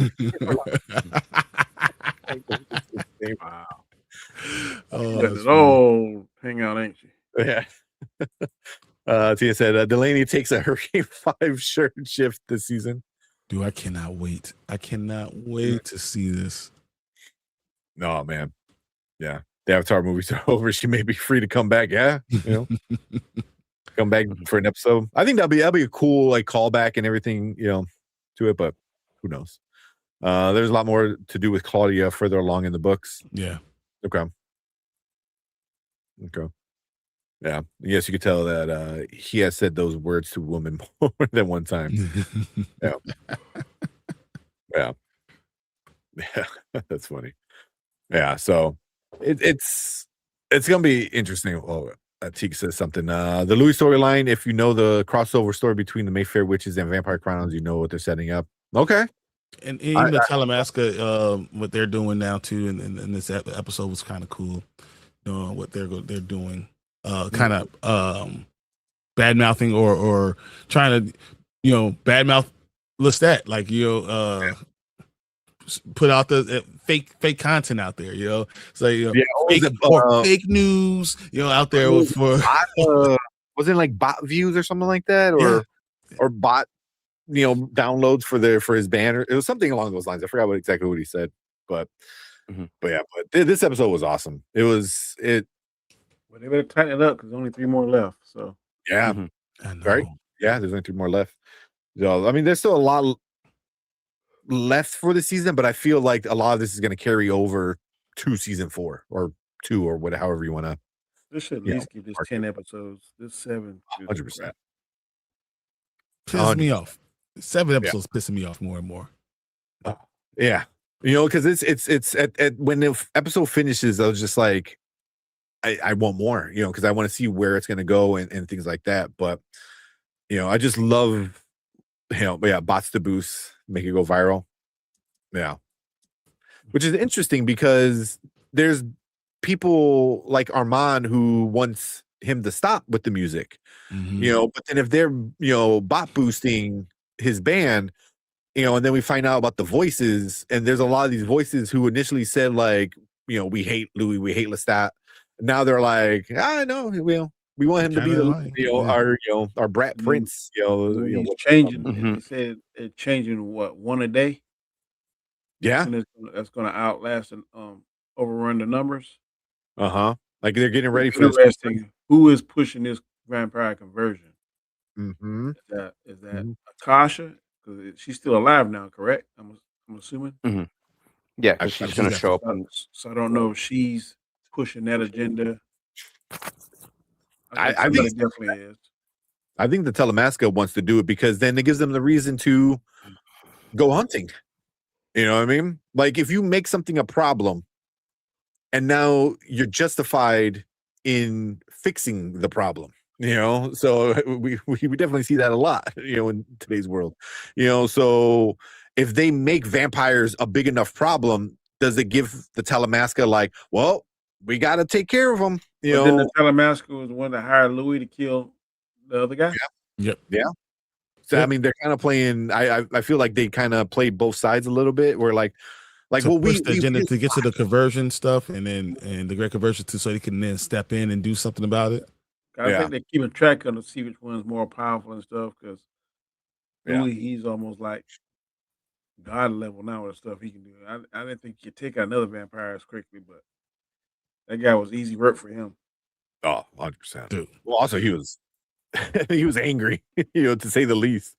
You know, so dude, Gabriella is the worst. I'm just saying, honestly, you know, and she keeps on abandoning him, and it's just funny how Lestat continues to allow it to happen over and over and over. And he's been abandoned so many times in his life, yet he keeps on letting her back in, not realizing that she's the reason why he feels all this abandonment, all the abandonment issues. But he said that when he's narrating. I don't know what made me turn the band around and sing that song, whatever. So Yeah. she got an agenda too. I don't know who's pulling her 100%. strings. I would think that since he was her maker, he could be able to read her thoughts and stuff. But apparently, that's not that's not a part of his power set, I guess. It's like he would be able to feel that selfishness and can hear her thoughts and stuff. It's nasty, Monique, but it's nasty, but it's 100% right. Ew. Yeah, ew. Also, yes. Just wait till his daddy issues show up in the next episode. Oh, geez. He already took care of that, didn't he? No. Well, his human daddy, he took care of his vampire daddy. He's still dealing with that. He looked like something out of a monster or something. Yeah, right. VB said, did you guys discuss the CN Tower falling a couple episodes? Which one's the CN Tower falling? Oh, excuse me.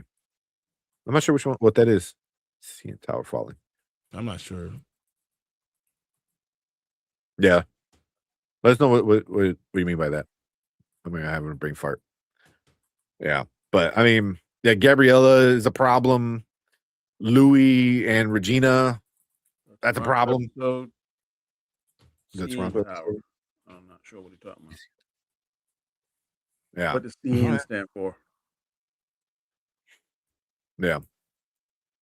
But I actually thought that episode three was in that thing to kill that guy. See what he was going to reveal about the band. That's what I thought he was in there. I was really shocked to see him in the 12-step program. Oh. That was my first thought. Oh, he in there to see what that guy gonna say. And if he see the wrong thing, he gonna kill him. I think he's using him because he knows he's like, you're my in to Lestat, because like Lestat wants you back in the band. So if I can get you to like worship me, which is he's already saying he's a god, which is crazy, So like because Armand is playing the victim a lot, but I think he got some kind of sinister. Oh, he has a plan. He has a plan, and he just plays that, oh, poor me, and then meanwhile he's doing some stuff. I wouldn't be a bit surprised if he cut off his connection to Daniel on purpose. On purpose. The CN Tower is the tallest building in Toronto. And then in the background, when Lestat's like going crazy, I think it falls. I don't think it was a main part of it, but I thought that kind of falls. Yeah. It's always emotions and all that stuff. Exactly. Yeah. Gabriel better not be the reason my Louis loses his leg. Oh my god, I completely forgot about that. Like him losing the leg, the eye with Armand. Like we're still building up to that. I thought they could like grow that stuff back, but I guess they can't. Or does it take time? Maybe it takes time. No, that one guy cut his hand off and it still was off when he was on the bus. And then you heard Lestat say, "No, don't do that." The French guy from Paris. Didn't he cut his hand off in one part of the show, and then the next part he was writing on the billboard with the stuff. He was writing on the board with his nub. But he's dead. He's dead. He's a figment of. He's a figment of Lestat's. No, remember Armand when he stepped into the fire and Armand killed him, or held him in the fire, I should say. Yeah, held him in the fire and let the fire burn him. Yeah. He killed him in front of Lestat too, didn't he? Yeah. Just even more messed up. Yeah. They don't have the blood of Picasso.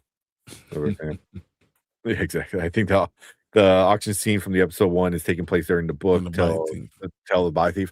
That's what I'm thinking too. Like it's setting up stuff that we're gonna get like in a few seasons.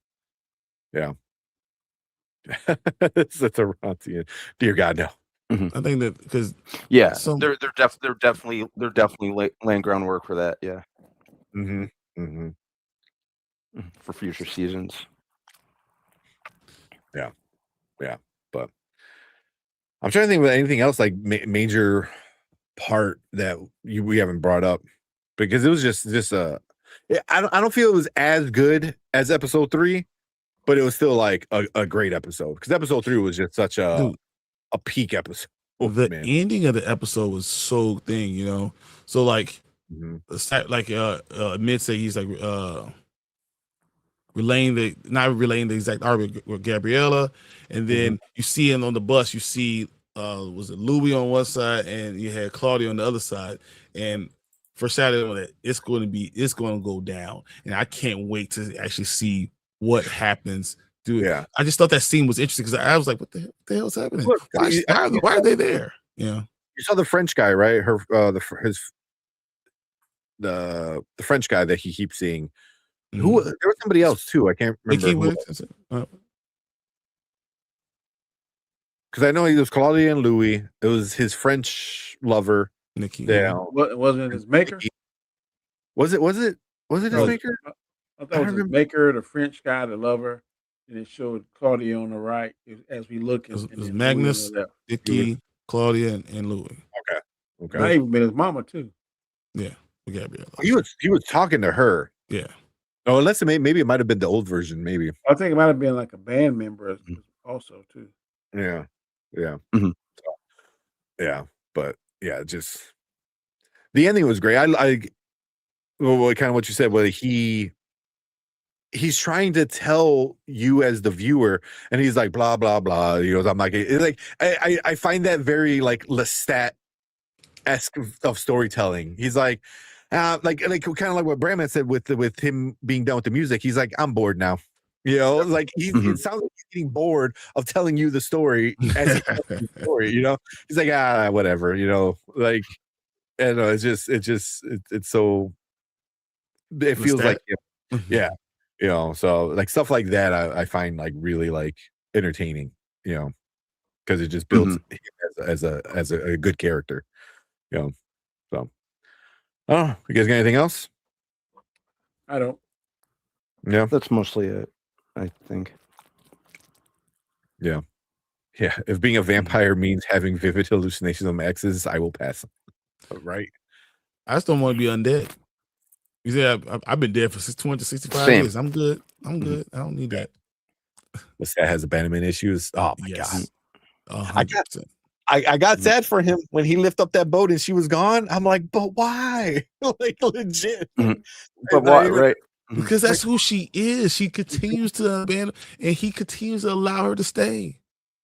Yeah. You know, because even with that, I felt like, does she see him as like a crutch or something to like that's holding her back? She goes, I could be an amazing vampire, but you're holding me back. You know, so she like, because he's her maker, but he still has the mother that mother thing. But then it's not, because you see the sexual aspect of it. It's just so weird in so many different ways. Yeah, actual ghosts. It's gonna be interesting how it all plays out. But yeah, it just depending on how the vampire dies, they get trapped as a ghost.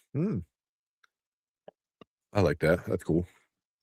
Yeah, but yeah, so far such a great freaking season, man. Like for me, this might be the best thing on TV right now. As of right now, this is like my favorite thing on TV. Like to the July 1st, yeah, I can say that. Yeah, that's why I was like, for now.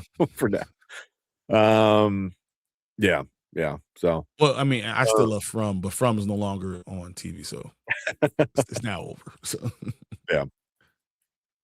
So, you want to shout out your channel, Danny? I think I forgot to do it at the beginning of the show. On the Road to Wisdom, you catch me on Mondays and Fridays, usually somewhere between 6:45, 7:15 a.m. is when I usually upload my videos. Also, you can catch me on the first 2 Mondays of the month on Chaos Central. Wednesday nights I'm on the Hangout, and Sundays I'm on Storms Live. And occasionally I grace y'all here on the show when we're talking about Lestat and other shows that we all like and watch. Yeah. Yeah. I'll Hey, add, your last one, your last word of wisdom was the one that was talking about kind of like understanding, what you're reading in the Bible, like to kind of like diagnose and understand what you're kind of put it in, and then put it towards your life. I just think you do a good job with understanding and explaining your journey, and I appreciate it. I appreciate it. Thank you. I There you appreciate it, go. Bubba. Huh? Y'all have a good night. But that beta's calling me. I can hear it, boy. Can y'all hear it? It's like, dang. I love House of Dragon. This part right is the best episode of the season so far for me. It was. I agree with that. I will say Yeah. one quick thing. I am so glad her son got killed. He was a pain in my butt. He's- I'm glad he's dead. I wish that the other dragon, I wish his dragon would have lived and Sheep Stealer would have died. But that's where I'm at now with that. Oh man. Yeah. Yeah, so if you're watching on the replay, make sure you guys hit that like button, hit that subscribe button, go check out Danny's links. I'll put the links down below.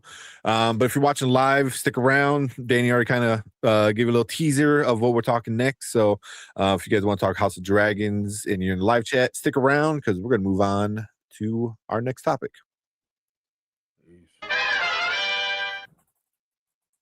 Ooh, cool.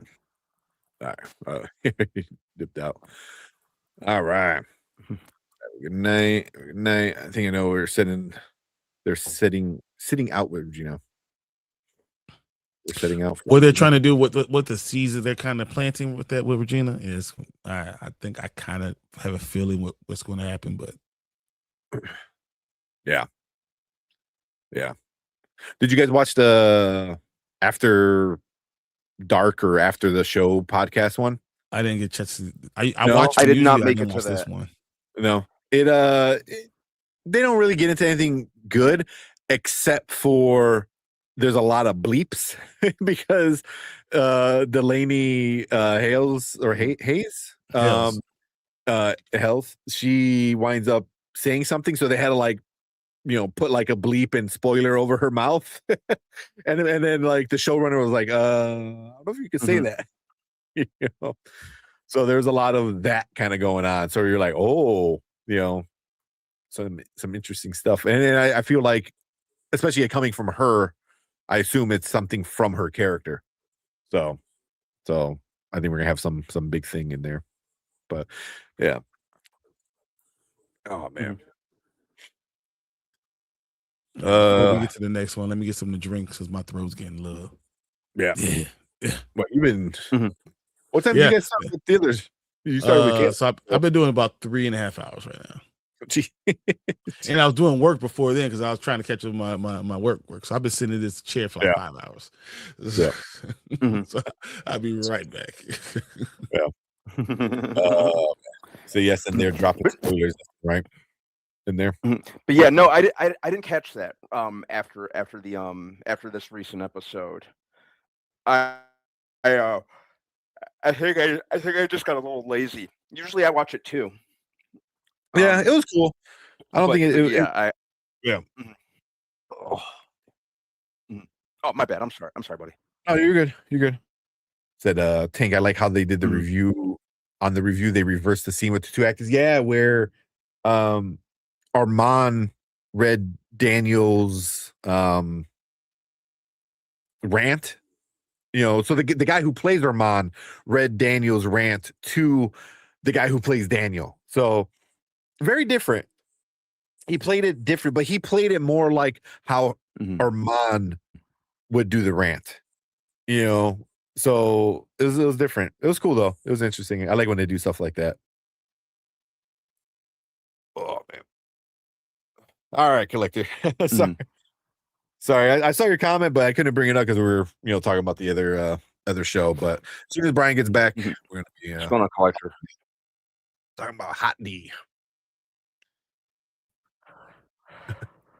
Is that the Rockies, the Rosses, or whatever, the fire thing? Fires. However they say it. Dracarys. Is that it? Dracarys. Oh man, it's good. But All right. I was saying, good night. Have a good night. Have a good night. Collector's like, yeah. Oh, Collector, do you have Game of Thrones, like the whole, like at least Blu-ray collection? That's a good question. Asking. Yeah, because I saw one of the seasons. It was missing the slipcover. It was at one of the at a Goodwill or at a Savers, or it was at thrift store. But I was gonna get it, but then when I was going through it, one of the discs were like completely like they decided they wanted to use it as sandpaper or some shit because it was just so bad. Otherwise, I would have got it and just sent it to you, but I'm not sure if you have all the Game of Thrones seasons or not. Mhm. So, well, time to play Star. Is Star Fox out already? Is it? I don't know. He said he's gonna play Star Fox. I was like, ooh. He said that last week. Yeah, so that's Ace, right? Yeah. Nice. Yarlo. You know that. Wait, what we do? I didn't even know what we did. Yeah, I guess we're just being us. I think I have all of Game of Thrones. Yeah. I have all of Game of Thrones on Blu-ray. Mhm. Yeah. Oh man. All right. Make sure we're good. And we're moving along, man. It's only 11:30. I know. I'm like, yeah, let's go. My throat's starting to kill me because one kid got sick, but like my oldest only lasted for like a day, but now my youngest got sick and just fucking snot everywhere, man. Just he comes up to me, goes, Duh. I'm like, oh, what's wrong? But he goes, just all in my face. I was like, well, there goes that. Like, I'm getting sick. And then sure enough, like I remember last night, I'm like, my throat's starting to get a little scratchy. Dude, it's gonna be a heat index of 107 tomorrow. Yeah. Oh, Nasty. Dude, the Chicago weather just has no chill. It does whatever it wants when it wants. Last week it was chilly. It was in the 60s. It was rainy all week. Raining cats and dogs throughout the week. And then just today it just shoots up. you like saunas? Well, how about this? Well, all right. It was like I said, it's kind of like when I lived in Korea, because it got it would get super hot out there around like actually earlier than here, like starting in May it would heat up. Oof. But it was like that dry heat. Everyone always says that about like the dry heat and humidity heat. I was like, man, when it's 107, it don't matter. It's just hot no matter what we do. What you talking about? It just sucks. All right. Let's get into House of Dragon. Let's go.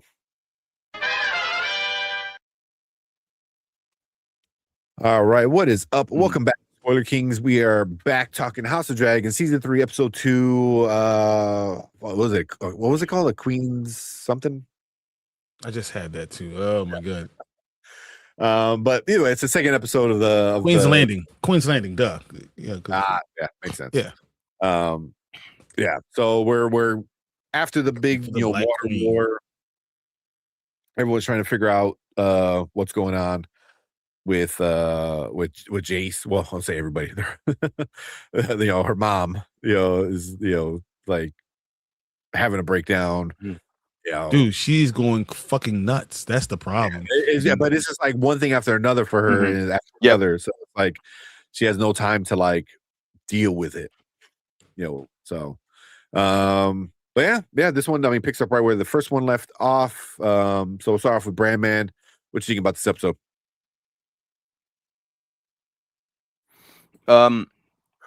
Liked the way that it started. It really set the tone for the rest of the episode, I thought. I think all the stuff with Matt Smith, Damon, probably my favorite character, definitely my favorite acting job. I think he's just so good on it.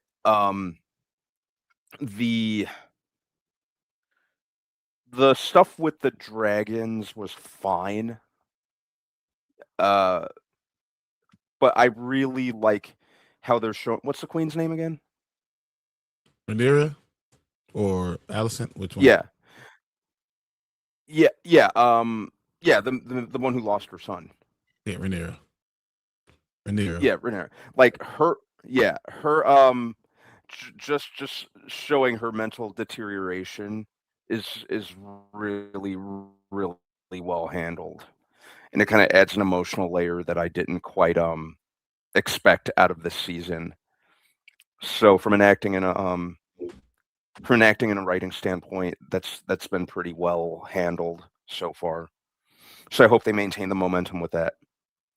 Those were my favorite things about it. Okay. I'm probably gonna rewatch it just to unpack more, because I usually rewatch each episode, usually like at least twice. So probably if not later tonight, tomorrow I'm gonna go for a rewatch. Sounds good. What about you, Brian? Thinking about the episode? It was a really good episode. There was a lot of stuff going on. A show that we have beheadings, we have dragons, we have deaths of major characters, and it happens weekly. This stuff happens weekly. Like the battle is still just in the middle of it. But as you said, Rhaenyra, when you see her just deteriorating before our eyes, and it's like, it's weird because I don't like the idea that everyone's saying that she can't be queen because she's a female, but she really can't be queen because she's losing every single person around her and it's driving her insane. And it's heartbreaking almost, but she's not a good person, but it's still kind of heartbreaking seeing all this stuff happen to her. And I can't believe I'm kind of enthralled by it. And then seeing what Damon's doing because of it. And then, dude, Alicent is the worst character ever created. I mean, she's even worse than Otto. Like, Otto's horrible, right? Alicent is 10 times worse. Like, and I'm watching Aemon, and I'm like, man, he's just such a fucking problem. And then his new armor is crazy. It's just so much going on, and they're doing a good job of storytelling. I think this is the best episode I've seen this season so far. Yeah. Alicent being so wishy-washy, I was like, oh my god, you're the oh my god, she's so annoying. But yeah, I enjoyed this episode, I think, a little bit more than the first episode, just primarily because the end. I think I said it. I was on well, not I wasn't on, but I was in the chat for the Dre Mac show earlier, and I was like, for me, and I know I'm in the minority when it comes to it, I was like, you could probably double speed 45 minutes of this episode, and then the last 15 minutes, watch it, because for me, it's like the last 2 episodes has been the last 15 minutes. The last 15 minutes has been where the story has been at, so yeah. Like I acting, it's so well done. It's so the acting here is just great. The story is take it or leave it, whatever. I think the acting's great. Yeah, I mean, yeah, the acting is fine. Like, yeah, when you had all the Valyrians on the beach, that was a cool scene.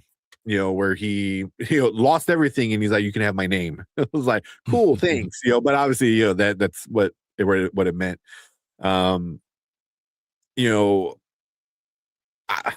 How she didn't just like, all you guys should die.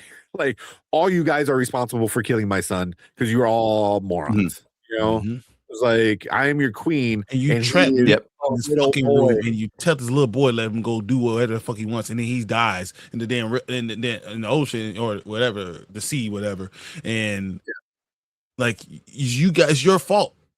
Yeah, Yeah, it's like, I'm like, you're all morons, but yeah, for me, like the end was like where I was like actually like paying attention. If I should say that, because like the last, I think once they were, because the moment, so she's in bed and she's crying over her son, obviously, and then Damon comes in and is like, hey, they just saw Eamon taken off. Yeah. And she went from what?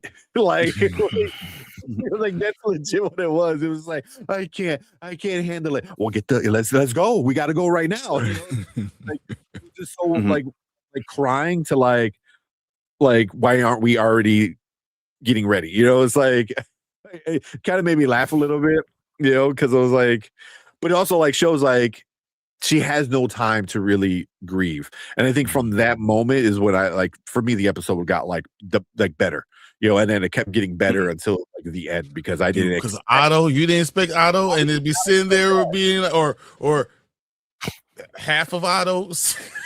Yeah, I did not expect that. And then he's a dick about it the whole time. He goes, have him do it so I don't get hacked. Like, you shit, man. Like you son of a bitch. Yeah. And, okay, maybe I'm missing something. Isn't she like, wouldn't she be pissed off as like, you're the reason why all this is happening right now is because you wanted your name to have power. So it's like, you're the one that used your daughter to get to use my horny dad, like you're the reason why, your daughter's doing all this messed up shit, like you're the reason. Like, wouldn't she be like, oh, I want to kill you yesterday? Like, but she has like the sense of like, of this like friendship still, and I'm like, and especially with Otto, it's like, he never had that. Everything was always using. He used you, he used his daughter, he used your dad. Like, it was always that. So it was like, I never got that. I was like, you should want to kill him, So, yeah. But I think because she still has that softness in her heart for Allison, which doesn't make sense because she's the worst character ever. You're the best, worst friend, worst mother. You're just awful altogether. I mean, you try to seduce your damn son. You are the worst. Yeah, I forgot about that. Yeah. They said, I'm so disappointed that Emma Darcy will not be nominated at the Emmys this year because the show started in June. Yeah. Yeah. She'll get nominated. I think she got nominated for last season, I believe. Yeah. I think she'll land something for sure. Yeah. Yeah. Delta Dan said, cool. The sea snake is giving his boy his name. I'm wondering what happens to Damon's daughter / Nito's combo. If you read the book. I haven't read the book. That's why I can say. I have no idea. I know how it ends. Just because we know the end of the story. Yeah, but like with the details and stuff like that, I'm not like fully sure. Yeah. You didn't pay attention until the end of. Like, I was completely enthralled.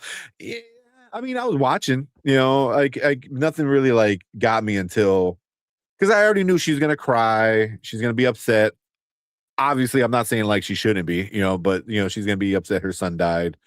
All the dumbasses are gonna be like, I'm sorry, kill me for it. I was like, kill them all. Yeah, I mean, she should have. Like, I kill each other. Don't leave me out of here.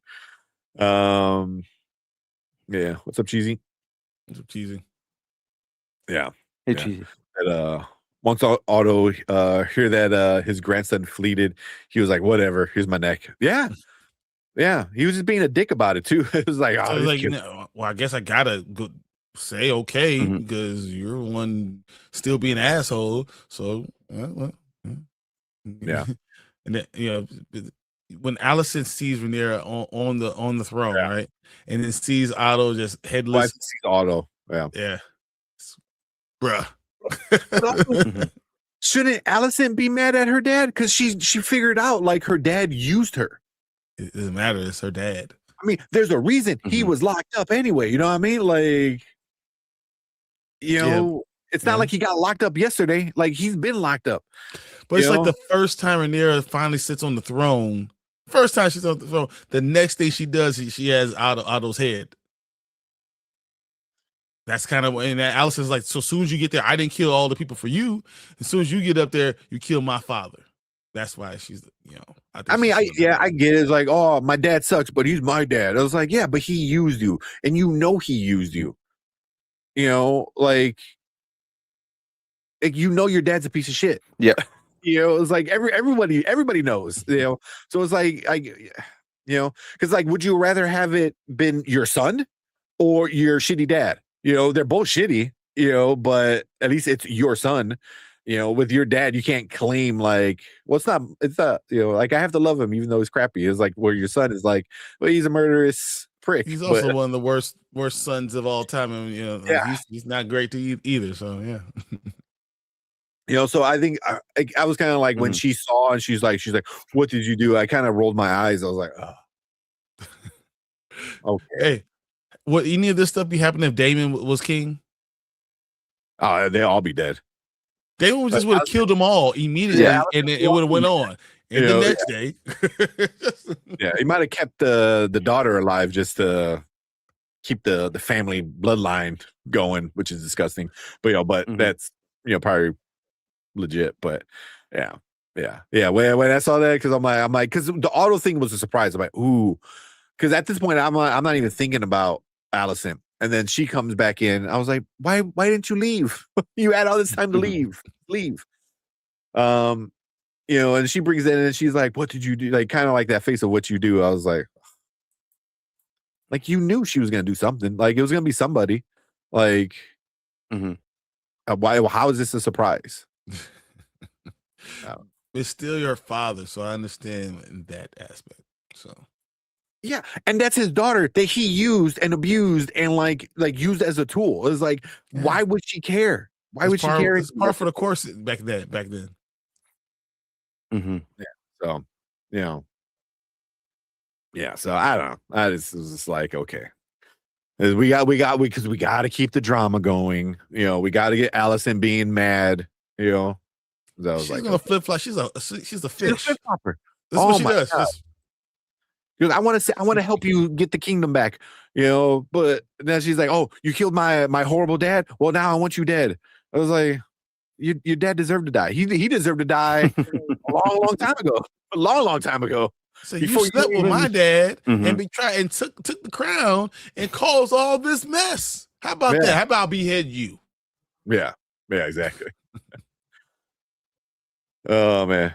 Was it? I'm questioning how much y'all are paying attention if you can't pronounce the fire command. I can't. I could barely say some of these damn names. I apologize. Man. I can't. No. Yeah. Like, I'm not paying attention. I mean, I guess it's paying attention because I was like, oh, cool. That's the fire word. I'm sorry. Like after season 7. Of Game of Thrones, like it's been really hard to get me checked back into a lot. I was like, you hurt me, and I'm not letting that door open again. Delta said Needles was a major character that takes Sheep Stealer in the books, or her and Damon hooked up. Oh, okay. Needles, yeah, okay.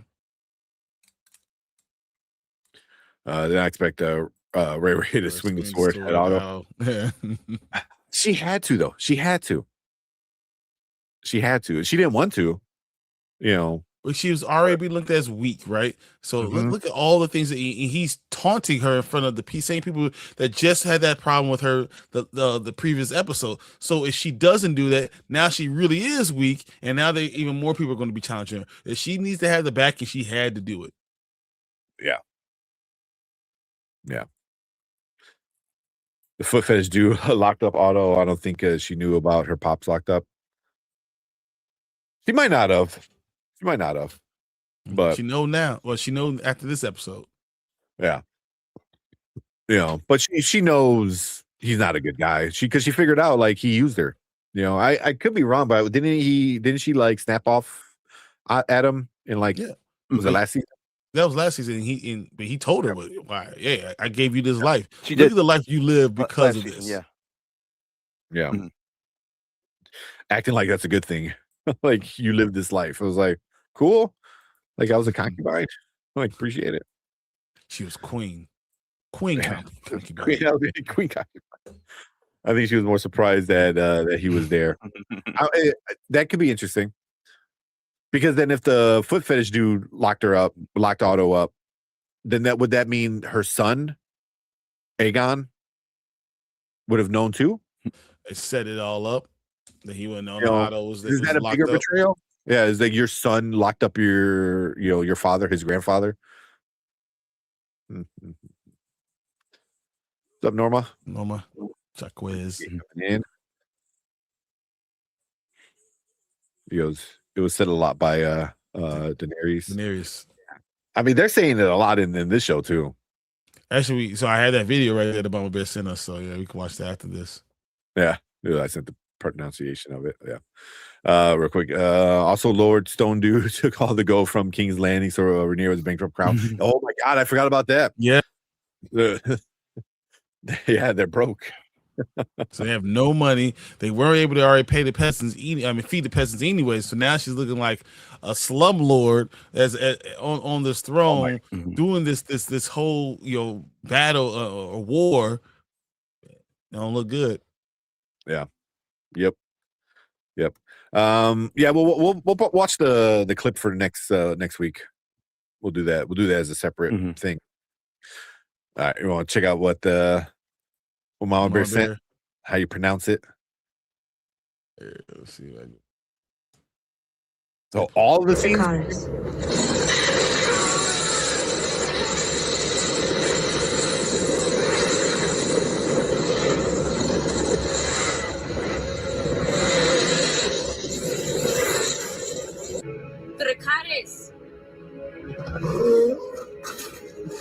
And look at Supergirl.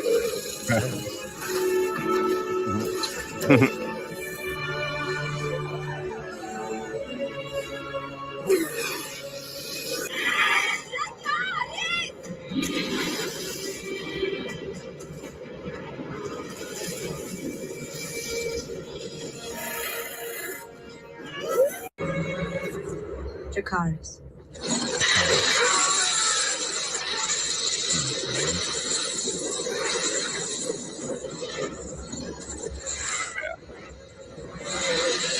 A lot of death. So. Yeah. They say it a lot. They said toasty. Yeah. Yeah. I love Toasty. Have him come in there. Mortal Kombat guy. Yeah. Toasty. Yeah. Yeah, about to be some time. Someone yelled that in the someone yelled that in the theater. Someone yelled that in the theater when Cole died in Mortal Kombat last month. That's awesome. I can't remember if I told you guys about that. Oh man. No, you didn't. That's very fitting though. That's awesome. Yeah. Yeah. Well, obviously there's another clip with the other clip. But yeah. So like gets that ready. I don't know. It was a good episode. I enjoyed the episode overall, but the ending was where it was at. I was really like, I'm like, ooh, okay. Also, them walking all like badass like through the castle to get back to the throne room. Like I was like, okay, that's pretty cool. Because they're just walking just like we own this shit. Even like Damon is like, who else challenges us in our house? I was like, yeah, you're not wrong. Well, it's gonna get repoed. It's gonna get repoed. Yeah. Yeah. Like blame the green Targaryen banners. Not the black ones, not the black and red ones.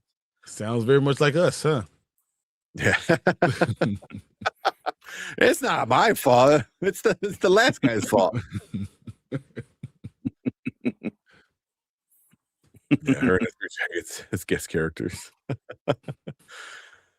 Oh man, I would totally say that in theaters 100%. 100%. Yeah, but I don't know. Anything else you guys want to bring up about this episode? Might have missed. Trying to think of something else. That's all I can think of at the moment.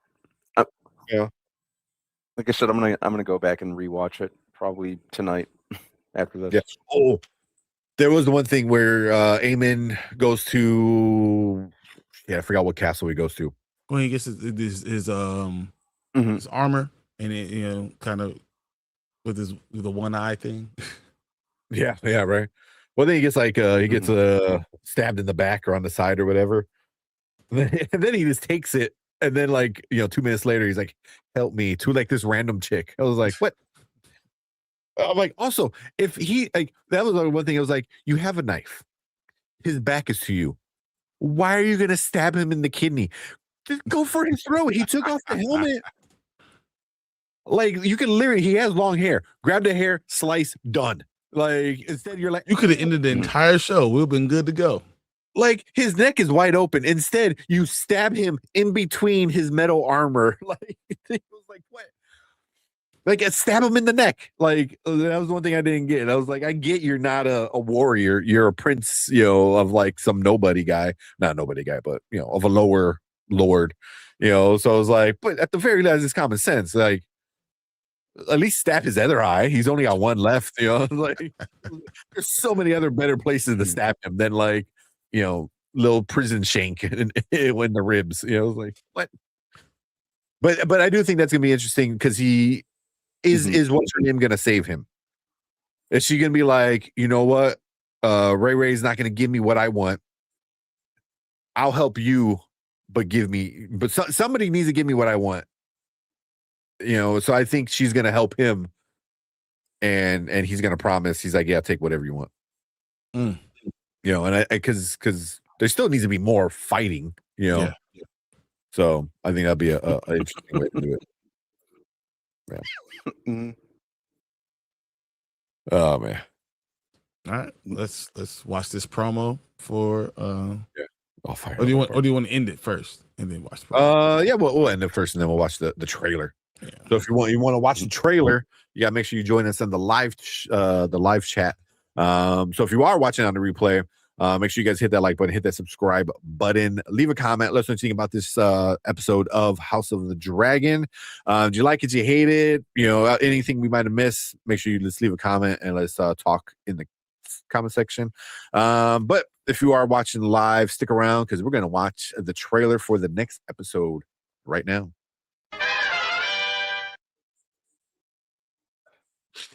Oh man, my fucking nose is all stuffy. All right. Me and B finished last week at 12:15. Nice, hey, we're gonna beat the record. Yeah, we're like, let's go. Damon messed up with Allison. Yeah. It might have been the ass. 100%. Yeah. He should have made a deal with her, or at least Luder about making a deal. Right? At least pretend. It was like, what's the deal of lying? You lure her in. Just come on. Yeah. Oh, he said, what would you guys rate it? The collector said a 10.5. Out of 10? What would you guys rate it out of 10? 7? Out of 10. Yeah. What about you, B? Probably a 7.7.5, 7.5. I mean, like I said, I want to reevaluate it because that's what I do with every episode. But right now, I'd say a solid 7.5. Yeah. Oh, I'm probably there too. Like 7. I'm enjoying the show so far for sure. Yeah. But yeah, once I rewatch it, and then I'm probably once it's all finished, I'm probably gonna rewatch it all in succession, just because, like I said, that's what I do with every season. Yeah. Well, there you go. Damn. Okay, I see you. Damon messed up, not giving the witch the castle. You could have gave her an empty promise. Exactly. Which is going to use Amen. Yeah, I won't say more because I don't want to spoil it out for y'all. Yeah. She's definitely going to use Harrenhal. There you go. Thank you, collector. Yeah, kill Allison too. Oh yeah, my God. definitely kill Allison. Please. Oh my God. Yeah. Just line them both up. Let's Mhm. go one swipe. Let's go through all of them. Just get rid of the whole family. She's saying, what? The episodes are 9s. I think it's good. It's fine. You know, I enjoyed it, but I don't know. Maybe I don't love the content as much as I did everything else. So that's Yeah. If you told me a 7 or 8, I'll be like, yeah, it's probably 7 or 8. Yeah, it's just it's good. I'm enjoying it overall. For me, it's like I've seen it before and done better in Game of Thrones. So it's like it's not anything new. Like, Mhm. And then for me, it's still like there's no magic. I was like, what the hell? How is there magic in a time when they're talking about how there used to be more magic? So, and then especially the Valerians pissed me off. I was like, that's all I fucking heard for 8 seasons. Valerian steel. He has Valerian steel. That's Valerian steel.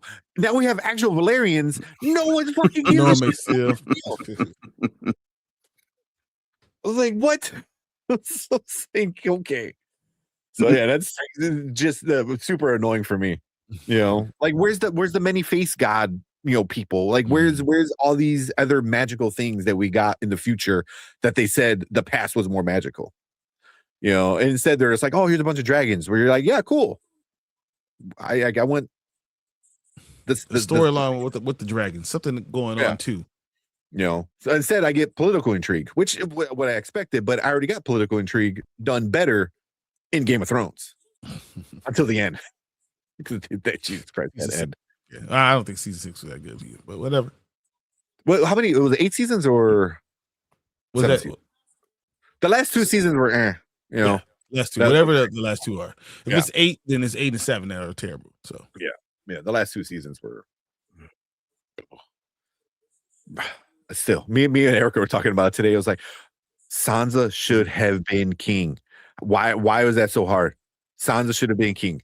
Instead, you put Bran, who no one knows, no one respects, and he's crippled, which more people are not going to respect him. Where Sansa was like, oh, she killed Joffrey, everyone in King's Landing already loved her because she's been through the shit with them, So it was like she should have been king. Instead, Bran, because Third Eye Raven or what I was like, it was so frustrating. Man, as much I love that show, Game of Thrones. It was like the greatest thing on TV for me. For 5 seasons, 6 seasons, it was. And then it just poo-poo to bed. Jamie Lannister. How do you ruin that arc?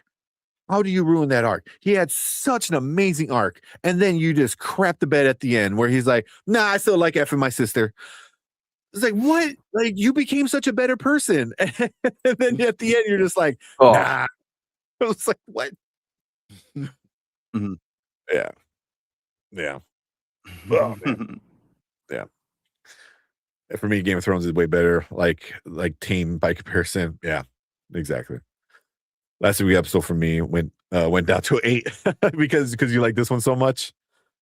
Yeah, I can see that. Give it to Jon Snow. That would have been a better ending. He went through a lot. Yeah. Jon Snow should have been the king of the North because then he would be the actual king of the North. He would have been able to connect north of the Wall and Winterfell, and he would have been the actual king. That would have made more sense. But instead, he just like, I'm out of here later. I was like, so the whole Targaryen bloodline is gone, which is another reason why this show pisses me off, because I was like, oh, none of it matters because you're all dead. Like no one, like there's no Targaryens left. Jon Snow kind of a little bit, but he's over there messing with White Walkers. So, I don't know. That's why it just pisses me off to like no extent. Oh, because I'm not comparing this to the Game of Thrones, comparing it to last season.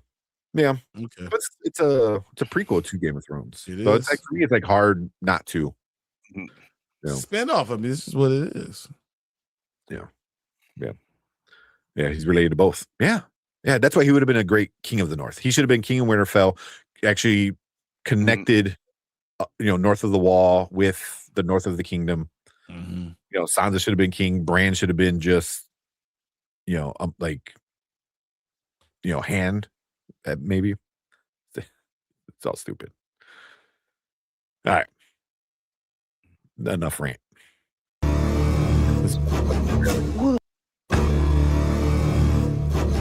All eyes look to me now. Must justify my father's faith in me. Rule as he would have wished. At any rate, we must begin. There is none yet to control the... In the matter of the bed change. Your resources are small and your hazards are many.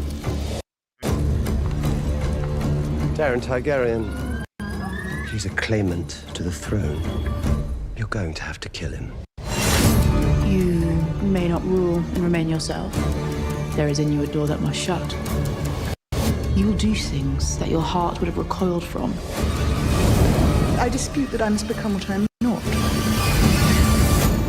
Time will tell. I want you to do the things you didn't want to do because you're a dumbass. Like, it's so... Mm-hmm.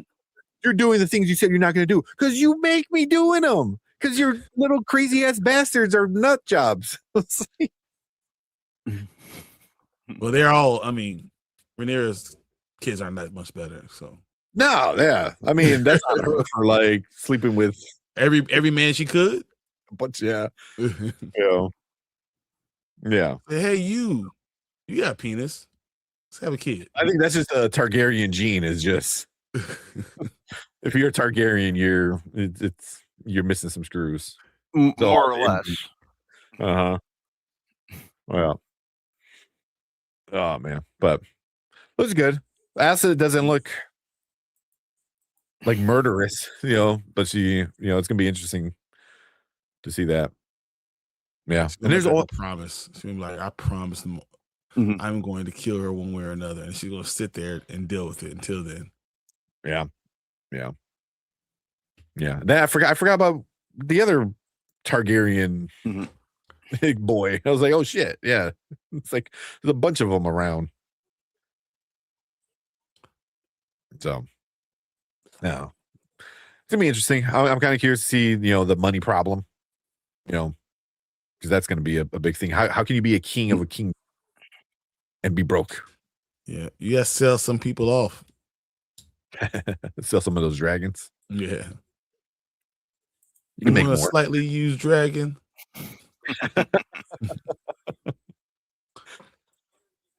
Or is like which one's that has the holes in the wings? So you can stitch those up. Don't worry about it. All right. Minor damage. It's minor damage, exactly. It's only been in 1 or 2 battles. Still good. Well, Dan said they went off the books, but they don't want Matt Smith out of the picture too soon because he carried, which he does. The witch is some first men blood / old gods magic. Ah, yeah, we need more of that. Mm-hmm. More magic, some magic. Yeah. Yeah, I agree. That feels like just way too absent on this season in particular. Yeah. I kind of felt like something was missing and couldn't quite place it, but that's exactly it. Yeah. Well, I'm good with that. But yeah, Matt Smith, you don't hire Doctor Who and kill him off that fast. Yeah. He's gonna last until next season when the show's done. So yep. I wouldn't be surprised if he dies at the end of this season. Ooh, that would really mess up. Rhaenyra. Yeah. Rhaenyra, whatever her name is. Yeah. Rhaenyra. Yeah. Sounds like a freaking disease. So her niece was her aunt, right? Yeah. She said, "I know who would be my first kill off. That fool off or whatever how you spell it got him out of there." Which one? My first kill.